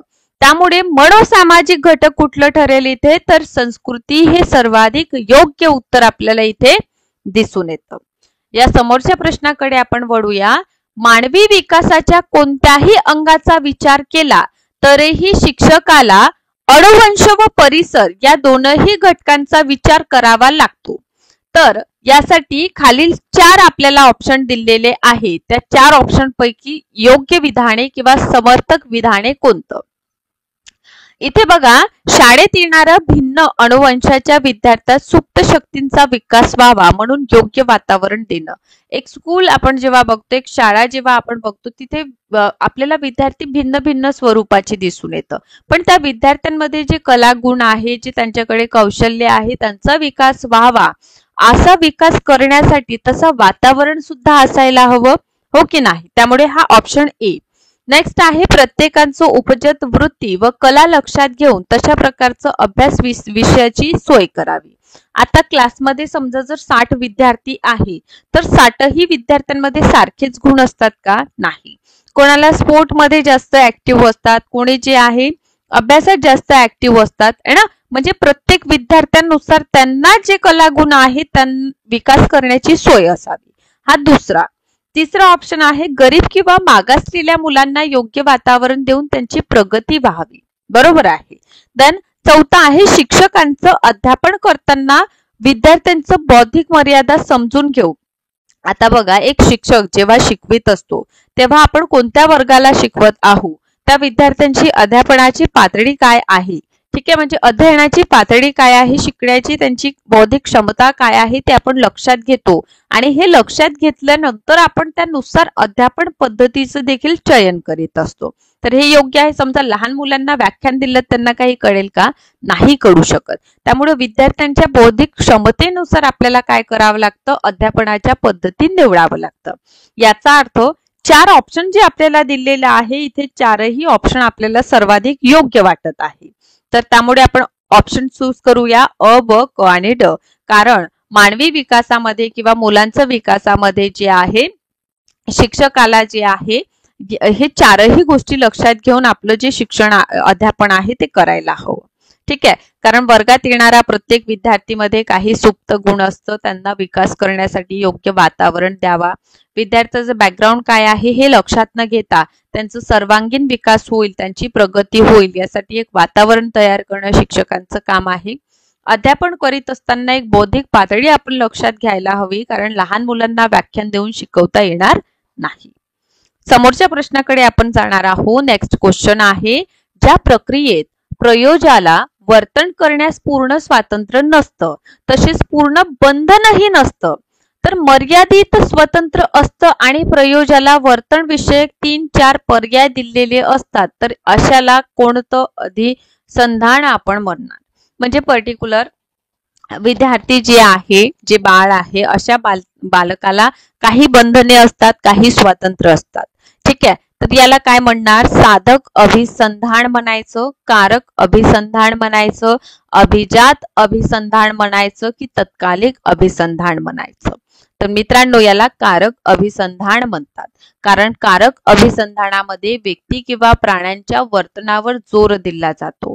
वर्तनाच्या परिणामावरून त्यांना वर्तन शिकले जातात किंवा बक्षीस किंवा शिक्षा देखील दिलं जातं. म्हणजे पूर्णतः स्वतंत्र नसतं आणि पूर्णतः मर्यादा देखील त्यांच्यावर नसतात. सो त्यामुळे योग्य उत्तर इथे काय आहे, कारक अभिसंधान योग्य उत्तर आपल्याला इथे पाहायला मिळतं. या समोरचा प्रश्न घेऊया आपण. व्यक्तीच्या किंवा प्राण्यांच्या वर्तनाला विशिष्ट आकार देण्यासाठी व या विशिष्ट वर्तनाला विशिष्ट बक्षीस देऊन किंवा अपेक्षित वर्तन अध्ययनकर्त्यांकडून घडून आणण्यासाठी डॅश हा अध्यापन प्रकार उपयुक्त ठरतो. आता लक्षात घ्या, एखादी पर्टिक्युलर स्टुडंटच घ्या, अशा स्टुडंटला आपल्याला काय करायचं आहे, त्याला शेप द्यायचा आहे बिहेवियरला, ठीक आहे. यासाठी आपण बक्षिसे देऊ किंवा त्यांना अध्ययनासंबंधित काही महत्त्वपूर्ण गोष्टी सांगायचं, त्यांना बक्षिसे द्यायचं, त्यांच्या वर्तनामध्ये बदल घडवून आणण्याच्या प्रक्रियेला किंवा अध्यापनाला काय म्हणणार? ए याला संस्करण म्हणायचं, बी याला अनुदेशन म्हणायचं, याला प्रशिक्षण देणं म्हणतात, की अभिसंधान असं याला म्हटलं जातं. सो पूर्वीचा जो प्रश्न होता त्याचं उत्तर, कारण प्रत्येक प्रश्न हे एक दुसऱ्यांशी कुठे ना कुठे को रिलेशन ठेवत असतं. तर अभिसंधान म्हणजे काय? ठीक आहे. तर अभिसंधान म्हणजे व्यक्ती किंवा प्राण्यांच्या वर्तनाला आकार देणे, आणि हे आकार देण्यासाठी आपण बक्षिसे देऊ शकतो. ठीक आहे. आणि त्यातून आपण अपेक्षित जे बदल आहे ते घडवून आणू शकतो. ही जी प्रक्रिया आहे त्याला अध्यापनाचा अभिसंधान असं देखील म्हणतात. या विशिष्ट वर्तनाला विशिष्ट बक्षिसे आपण देत असतो. ठीक आहे. सो अभिसंधान जे आहे हे अध्यापनात महत्वाचा प्रकार आहे. ठीक आहे. सो यामध्ये स्पष्टीकरणात्मक अभिसंधान आहे, ही एक शिकण्याची प्रक्रिया आहे जिथे एखाद्या विद्यार्थी जे आहे विशिष्ट उत्तेजनात, म्हणजे सिम्युलेशन जेव्हा बघतो, सिम्युलेशन त्याला दिलेलं असतं आणि त्यानुसार प्रतिसादाला बक्षीस देऊन किंवा शिक्षा देऊन इच्छित वर्तन त्या विद्यार्थ्यांमध्ये आपण घडवून आणू शकतो. ठीक आहे. यातून काय होते, तो एकतर प्रवृत्त होईल किंवा मागे जे चूक केली ते करणार नाही. त्यामुळे हे महत्वाचं ठरेल. या समोरचा आपल्याला प्रश्न घ्यायचा आहे. शरीरातील 4 द्रव्यांवर आधारित सुस्त, शीघ्रकोपी, उत्साही आणि विषण्ण हे व्यक्तिमत्वाचे प्रकार कोणी दिलेला आहे? सरळ प्रकार आहे ना. त्यामुळे हाही प्रश्न किंवा खालीलपैकी दिलेल्या 4 पैकी कुठलं व्यक्तिमत्वाचा प्रकार नाही असं देखील आपल्याला प्रश्न विचारलं जाऊ शकतं. कारण एक प्रश्न जेव्हा आपण रीड आउट करतो त्याला समजून घेतो, त्यातून दुसरा प्रश्न देखील आपण स्वतः निर्माण करता यायला हवी, तेव्हाच आपण खऱ्या रीतीने MCQ प्रॅक्टिस करीत आहोत असं समजायचं. तर व्यक्तिमत्वांचे प्रकार कोणी दिलेले आहे? हे 4 जे दिलेले आहे, विल्यम ॲश शेल्डन, बी कार्ल जंग, सी आहे क्रशर आणि 4th आहे हिपोक्रेटस. ठीक आहे. तर लक्षात घ्या, हिपोक्रेटस यांनी काय केलेलं आहे? सुस्त, शीघ्रकोपी, उत्साही आणि विषण्य हे व्यक्तिमत्वाचे प्रकार मांडलेले आहे. तर कशा पद्धतीने? तर बघा, शरीराच्या 4 द्रव्यांच्या आधारावर हिपोक्रेटस यांनी काय केलं? व्यक्तिमत्वाचं प्रकार मांडलं. ठीक आहे. सो यांनी रक्त, कफ, काळे पित्त, पिवळे पित्त ह्या 4 शरीरातील द्रव्यानुसार प्रत्येक व्यक्तिमत्व कसं बदलतं हे त्यांनी सांगितलेलं आहे. हिपोक्रेट्स कोण आहे? तर हे एक प्राचीन ग्रीक वैद्य आहे. ठीक आहे. हे ग्रीक वैद्य होते ज्यांनी मानवी शरीरातील 4 प्रमुख द्रव्य, कोणते द्रव्य आहे तर लक्षात घ्या, रक्त झालं, कफ झालं, ठीक आहे, काळी पित्त झाली, पिवळी पित्त झाली, यांच्या आधारावर व्यक्तिमत्वाचं प्रकार निश्चित केलं. ज्यामध्ये रक्त म्हणजे अधिक प्रमाणात असल्यास व्यक्ती उत्साही आणि व्यक्ती आनंदी असतं. कफ अधिक असल्यास व्यक्ती सुस्त आणि उदासीन होऊन जातं. काळी पित्त अधिक असल्यास व्यक्ती जे आहे विषण्ण किंवा दुःखी होतो. आणि पिवळी पित्त अधिक असल्यास व्यक्ती काय होतं? शीघ्रकोपी किंवा रागीट ज्याला आपण म्हणतो ना तसा होत असतं. सो अशा प्रकारे हे हिपोक्रेट्सने दिलेलं आहे. या समोरचं घेऊया मित्रांनो आपण. अध्ययन विषयाचे विश्लेषण करून त्यातील तत्व समजावून घेणे. विविध विषयांचे अध्ययन करताना त्यातील घटक, सूत्रे, नियम याचा अभ्यास करून प्रत्यक्ष उपयोग करून त्यातील सार किंवा सूत्र काढणे ही संक्रमणाची कुठली उपपत्ती आहे? तर सामान्यकरण उपपत्ती, शक्तिवादी उपपत्ती, समान घटक उपपत्ती आणि बँगलेची उपपत्ती. तर इथे डायरेक्ट आपल्याला काय विचारलेलं आहे? उपपत्तींबद्दल आणि ओळखायचं आहे. तर हे सामान्यकरण उपपत्ती आहे. पण आपण सामान्यकरण उपपत्तीच का उत्तर दिलेलं आहे ते सर्वात प्रथम समजून घेणं महत्वाचं आहे. तर बघा, सामान्यकरण उपपत्ती जे आहे एका अनुभवातील ज्ञान, कौशल्य इतर अनेक अनुभवांमध्ये वापरलं जातं. जसं इतिहासाचा अभ्यास करीत असताना त्याचं भूगोलाशी संबंध आहे, त्याचं राज्यशास्त्राचा राज्यशास्त्राशी संबंध आहे, बरोबर. म्हणजे इतिहासात जे ज्ञान आपण वाचलेलं आहे ते भूगोलामध्ये अप्लाय करायचं, भूगोलाच्या आधारावर किंवा इतिहासाच्या आधारावर राज्यशास्त्राच्या संकल्पना, राज्यव्यवस्था समजून घेणं, म्हणजे एकाचा अनुभव दुसरीकडे लावणं. अध्ययन करताना विद्यार्थी एखाद्या विषयाचं विश्लेषण करतात, त्यातील तत्व समजून घेतात, त्यामधील नियम जाणून घेतात आणि इतर ठिकाणी ते काय करतात किंवा नवीन त्यातून काहीतरी मांडण्याचा प्रयत्न करतात. सो हे जे प्रयत्न आहेत ते म्हणजे सामान्यीकरण उपपत्ती आहे. ठीक आहे. यानंतर दुसरं बघा, शक्तिवादी उपपत्ती. हे काय आहे? समान घटक उपपत्ती या नावाने देखील ओळखलं जातं, जी विविध विषयामध्ये समान घटक शोधण्यावर फोकस करते. यात एका विषयात शिकलेले ज्ञान आपण दुसरीकडे उपयोगी लावू शकतो. ठीक आहे. त्यानंतर आहे बॅकल्सची उपपत्ती. हे सामान्यीकरण आणि अनुभवजन्य ज्ञानाच्या विकासाशी संबंधित आहे, परंतु प्रश्नात दिलेले वर्णन अधिक आपल्याला दिसून येतं की सामान्यीकृत उपपत्ती हे अधिक योग्य आपलं उत्तर आहे. यानंतर लक्षात घ्या, प्रेरणा चक्राचा योग्य क्रम आपल्याला सांगायचं आहे. ठीक आहे. ऑप्शन ए आहे प्रयत्न, गरज, अस्वस्थता, समाधान, समतोल राखणे. बी आहे अस्वस्थता, प्रयत्न, गरज, समतोल राखणे आणि समाधान. ऑप्शन तिसरा बघा, गरज, अस्वस्थता, प्रयत्न, समतोल राखणे आणि समाधान. आता चौथं काय म्हणतं? अस्वस्थता, त्यानंतर गरज, प्रयत्न, समतोल राखणे की समाधान. योग्य उत्तर आहे इथे ऑप्शन क्रमांक सी. ठीक आहे, सी. कसं काय तर बघा, प्रेरणा चक्राचा क्रम समजा. पहिले तर गरज. एखादी गरज निर्माण होते, जसं भूक लागते, त्यामुळे काय होईल? आपल्यास अस्वस्थता निर्माण होईल. ठीक आहे. अस्वस्थता आपल्यात निर्माण झाली तर आपण काय करू? अन्न मिळवण्यासाठी जेवण आपण शोधू किंवा आपण घेण्याचा प्रयत्न करू. ठीक आहे. त्यानंतर आपलं काय? प्रयत्नामुळे गरज पूर्ण होतं आपलं आणि आपल्या समतोल साधला जातो.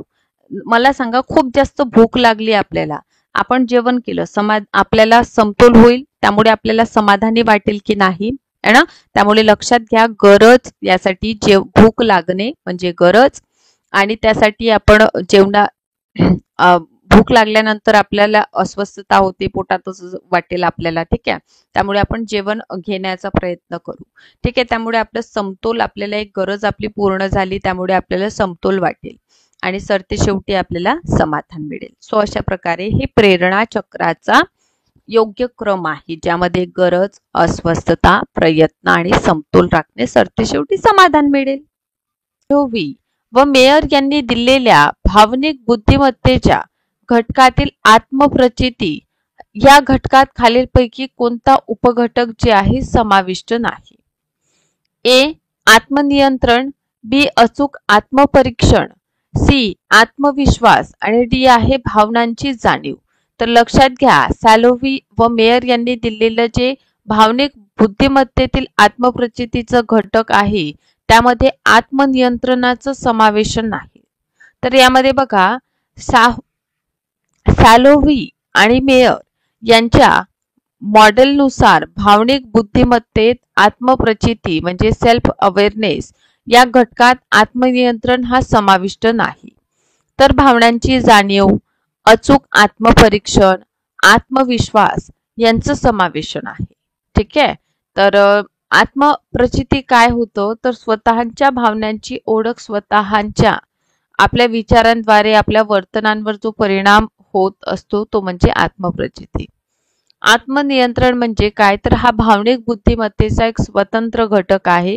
यात आपल्या भावना निरोगी मार्गाने नियंत्रित करण्याची आणि आवेगपूर्ण भावना व वर्तनांचं नियंत्रण ठेवण्याची क्षमता समाविष्ट आहे. समोरच्या प्रश्नाकडे आपल्याला वळायचं आहे. मानसिक संघर्ष कमी करण्यासाठी खालीलपैकी कोणता पर्याय उपयुक्त नाही? ए. संघर्षाच्या कारणांपासून अलिप्त राहणे. आता जर समजा मानसिक संघर्ष आपल्याला कमी करायचा आहे तर आपण कोणता पर्याय इथे निवडणार नाही? बी आहे संघर्षाची नेमकी कारणे शोधावी. सी. वगळलेल्या गोष्टींबद्दल विचार करावा आणि मोठ्या व्यक्तींचा सल्ला घ्यावा. आता मानसिक संघर्ष कमी करण्यासाठी यामधून कोणता उपयोगी नाही, तर संघर्षांच्या कारणापासून आपण लिप्त राहणे हे योग्य नाही. ठीक आहे.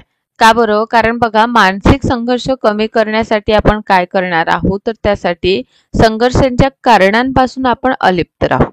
काही वेळा काय होतं, संघर्षातून काही काळ दूर राहिले किंवा आपण शांतपणे विचार जरी केलं तर समस्यावर आपण समाधान काढून घेत असतो. ठीक आहे. सेकंडली, संघर्षांची नेमकी कारण शोधावी. म्हणजे का बरं, का हा जीवनात नेहमी महत्वाचा ठरतो, कुठलीही घटना का बरं झालेली आणि त्याचा परिणाम काय झालं. ठीक आहे. हे जर आपल्याला कळलं तर निष्कर्ष आपण काढू शकतो. मोठ्या व्यक्तींचा सल्ला घ्यावा. अनुभवी किंवा समजूतदार जे आहे, ज्यांना आपण मानतो, अशा व्यक्तींकडून आपण मार्गदर्शन घ्यावे. नेक्स्ट आहे, विशेष गरजा असलेल्या अध्ययनार्थांच्या बाबतीत कोणती बाब योग्य आहे. आता इथे काय विचारले आहे, विशेष गरजा असलेल्या जे शिकणारा आहे त्याबाबत आपल्याला योग्य विधान सांगायचं आहे. ए आहे, या विद्यार्थ्यांचे वर्तन सर्वसामान्यांसारखे असते. बी आहे, या विद्यार्थ्यांसाठी शाळेतील उपक्रम वेगळे नसावेत. सी आहे, या विद्यार्थ्यांना सामान्य शिक्षण व्यवस्थेत सामावून घेता येत नाही. आणि डी आहे, या विद्यार्थ्यांसाठी स्वतंत्र आणि वेगळ्या अभ्यासक्रमाची रचना असावी. तर याचं योग्य उत्तर आहे, या विद्यार्थ्यांसाठी स्वतंत्र व वेगळ्या अभ्यासक्रमाची रचना असावी. कारण बघा, आपण विशेष गरजा असलेले जे शिकणारे आहे त्यांना समावेशन शिक्षण म्हणजे इन्क्लुझिव्ह एज्युकेशनची आवश्यकता आहे. म्हणजे सगळ्यांना सामावून घेणं. दुसरं आहे, सर्वसाधारण शिक्षण व्यवस्थेत त्यांना सामावून घेणे, करिक्युलम अडॅप्शन आपल्याला करायला हवं. इंटरग्रेशन इनटू मेनस्ट्रीम एज्युकेशन म्हणजे जे प्रवाह आहे, मेन प्रवाह आहे शिक्षणाचं, सर्व उपक्रमांमध्ये त्यांना समावेशन करून घेणं, सहभागी करून घेणे. पार्टिसिपेशन इन स्कूल ॲक्टिव्हिटीज, त्यांच्या गरजा पूर्ण करणारे वातावरण तयार करणे, जेणेकरून त्या वातावरणात ते सुद्धा सहभाग घेणार. ठीक आहे. नेक्स्ट आहे, अवस्था दिलेल्या आहे, धारणा निरनिराळ्या पातळीवर असू शकतं. तर या धारणा संबंधित आपल्याला जोड्या लावायचा आहे. हा अ गट आहे आणि हा ब गट आहे.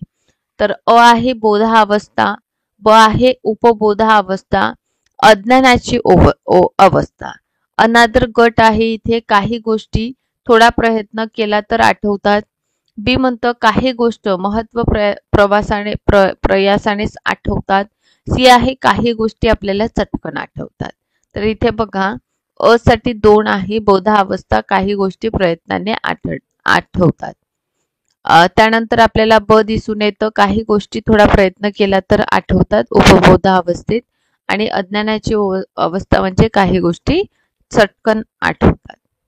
नेक्स्ट आहे, इथे पर्टिक्युलर आपल्याला स्मृतीवर प्रश्न विचारलेला आहे की ज्यावेळी एखाद्या अध्ययन घटकांचं अध्ययन करताना पाठ्यपुस्तकातील परस्पर संबंध, कार्यकारण संबंध इत्यादी बाबी लक्षात घेऊन अध्ययन केले व कालांतराने त्यांचं स्मरण करण्याचा आपण प्रसंग आला तर अशी स्मृतीला काय म्हणायचं. यांत्रिक स्मृती, तार्किक स्मृती, तत्कालीन स्मृती की दूर स्मृती. तर याला म्हणतात तार्किक म्हणजे लॉजिकल आहे ना. कारण आपण काय करत आहोत, अध्यापन घटक जे आहे पाठ्यपुस्तक, त्यांचं परस्पर संबंध किंवा कारण आणि परिणाम, दोन घटकांमधील कारण काय आहे, एखादी घटना घडली तर का घडली, त्याचा परिणाम काय झालं, असं आपण विचार करत आहोत. तर हे विचार करणं काय ठरतं, लॉजिकल म्हणजे तार्किक ठरतं. यानंतर आहे यांत्रिक स्मृती, यात रट्टा मारलं जातं. तार्किक हे कार्यकारण भाव समजून घेण्यामध्ये मदत करते. तत्कालीन स्मृती ही अल्पकाळातील स्मृती असतं. ठीक. चलो नेक्स्ट आहे स्वयं शिक्षण, स्वातंत्र्य, सहकार्य हे खालीलपैकी कोणत्या आधुनिक शिक्षण पद्धतीचं तत्व आहे, आधारभूत तत्व आहे. ए विनेटिका पद्धत, बी आहे डाल्टन पद्धत, सी प्रोजेक्ट पद्धत की गॅरी योजना. तर याचं योग्य उत्तर आहे डाल्टन पद्धत. डाल्टन पद्धत काय आहे, तर ही एक अशी शिक्षण पद्धत आहे जिथे विद्यार्थ्यांना स्वतःच्या गती, त्यांच्या आवडीनिवडींना स्वातंत्र्य दिलेलं असतं. तर विनेटका पद्धत काय असतं, तर इथे स्वयं शिक्षण आणि सहकार्यावर जोर असतो. प्रोजेक्ट मेथड काय आहे, तर ही पद्धत अनुभव आधारित शिक्षण वर केंद्रित असतं. आणि गॅरी योजना काय आहे, तर यामध्ये शिक्षकाची भूमिका ॲज अ गाईड असतं, मार्गदर्शक असतं. तर मित्रांनो, शिक्षण पद्धती जी आहे ते आपल्याला माहीत असावी. कोणत्या पद्धतीचं काय वैशिष्ट्य आहे, कारण यावर देखील आपल्याला आधारित प्रश्न जे आहे विचारले जात आहे. समोरचं घेऊया आपण प्रश्न, महत्वाचा प्रश्न ठरेल आपल्याला. ठीक आहे, चला.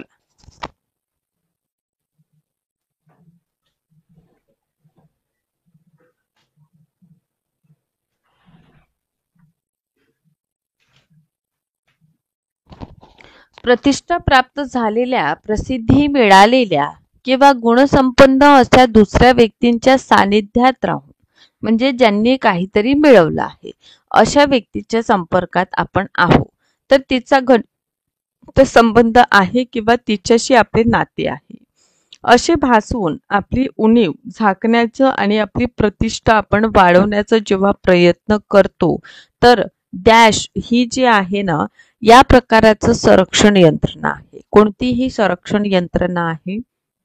प्रतिपूरण, पी विस्थापन, स्वतःची शिक्षा की दादाम्य. सो लक्षात घ्या, हे दादाम्य आहे, तादाम्य आहे. तादान्य म्हणजे काय, यामध्ये व्यक्ती दुसऱ्या व्यक्तींचं यशस्वी प्रतिष्ठित व्यक्ती स्वतः जुळवून घेत असतो, त्यांच्याशी संबंध असतो, त्यामुळे कुठे ना कुठे स्वतःची प्रतिष्ठा किंवा गुणांना देखील तो काय करतो, वर नेत असतो. प्रतिपूरण म्हणजे काय, ही एक कमतरता भासून काढण्याची यंत्रणा आहे. ठीक आहे, जिथे एका क्षेत्रात कमी असते तिथे दुसऱ्या क्षेत्रात आपण जास्त यश किंवा उणीव भरून काढली जातं. विस्थापन म्हणजे यात एखादी भावना एका व्यक्तीकडून दुसऱ्या व्यक्तीकडे वळवली जाते. स्वतःची शिक्षा काय आहे, यामध्ये व्यक्ती स्वतःला शिक्षा देते, आपल्या चुकांसाठी स्वतःला काय करतो, दंडित करतो.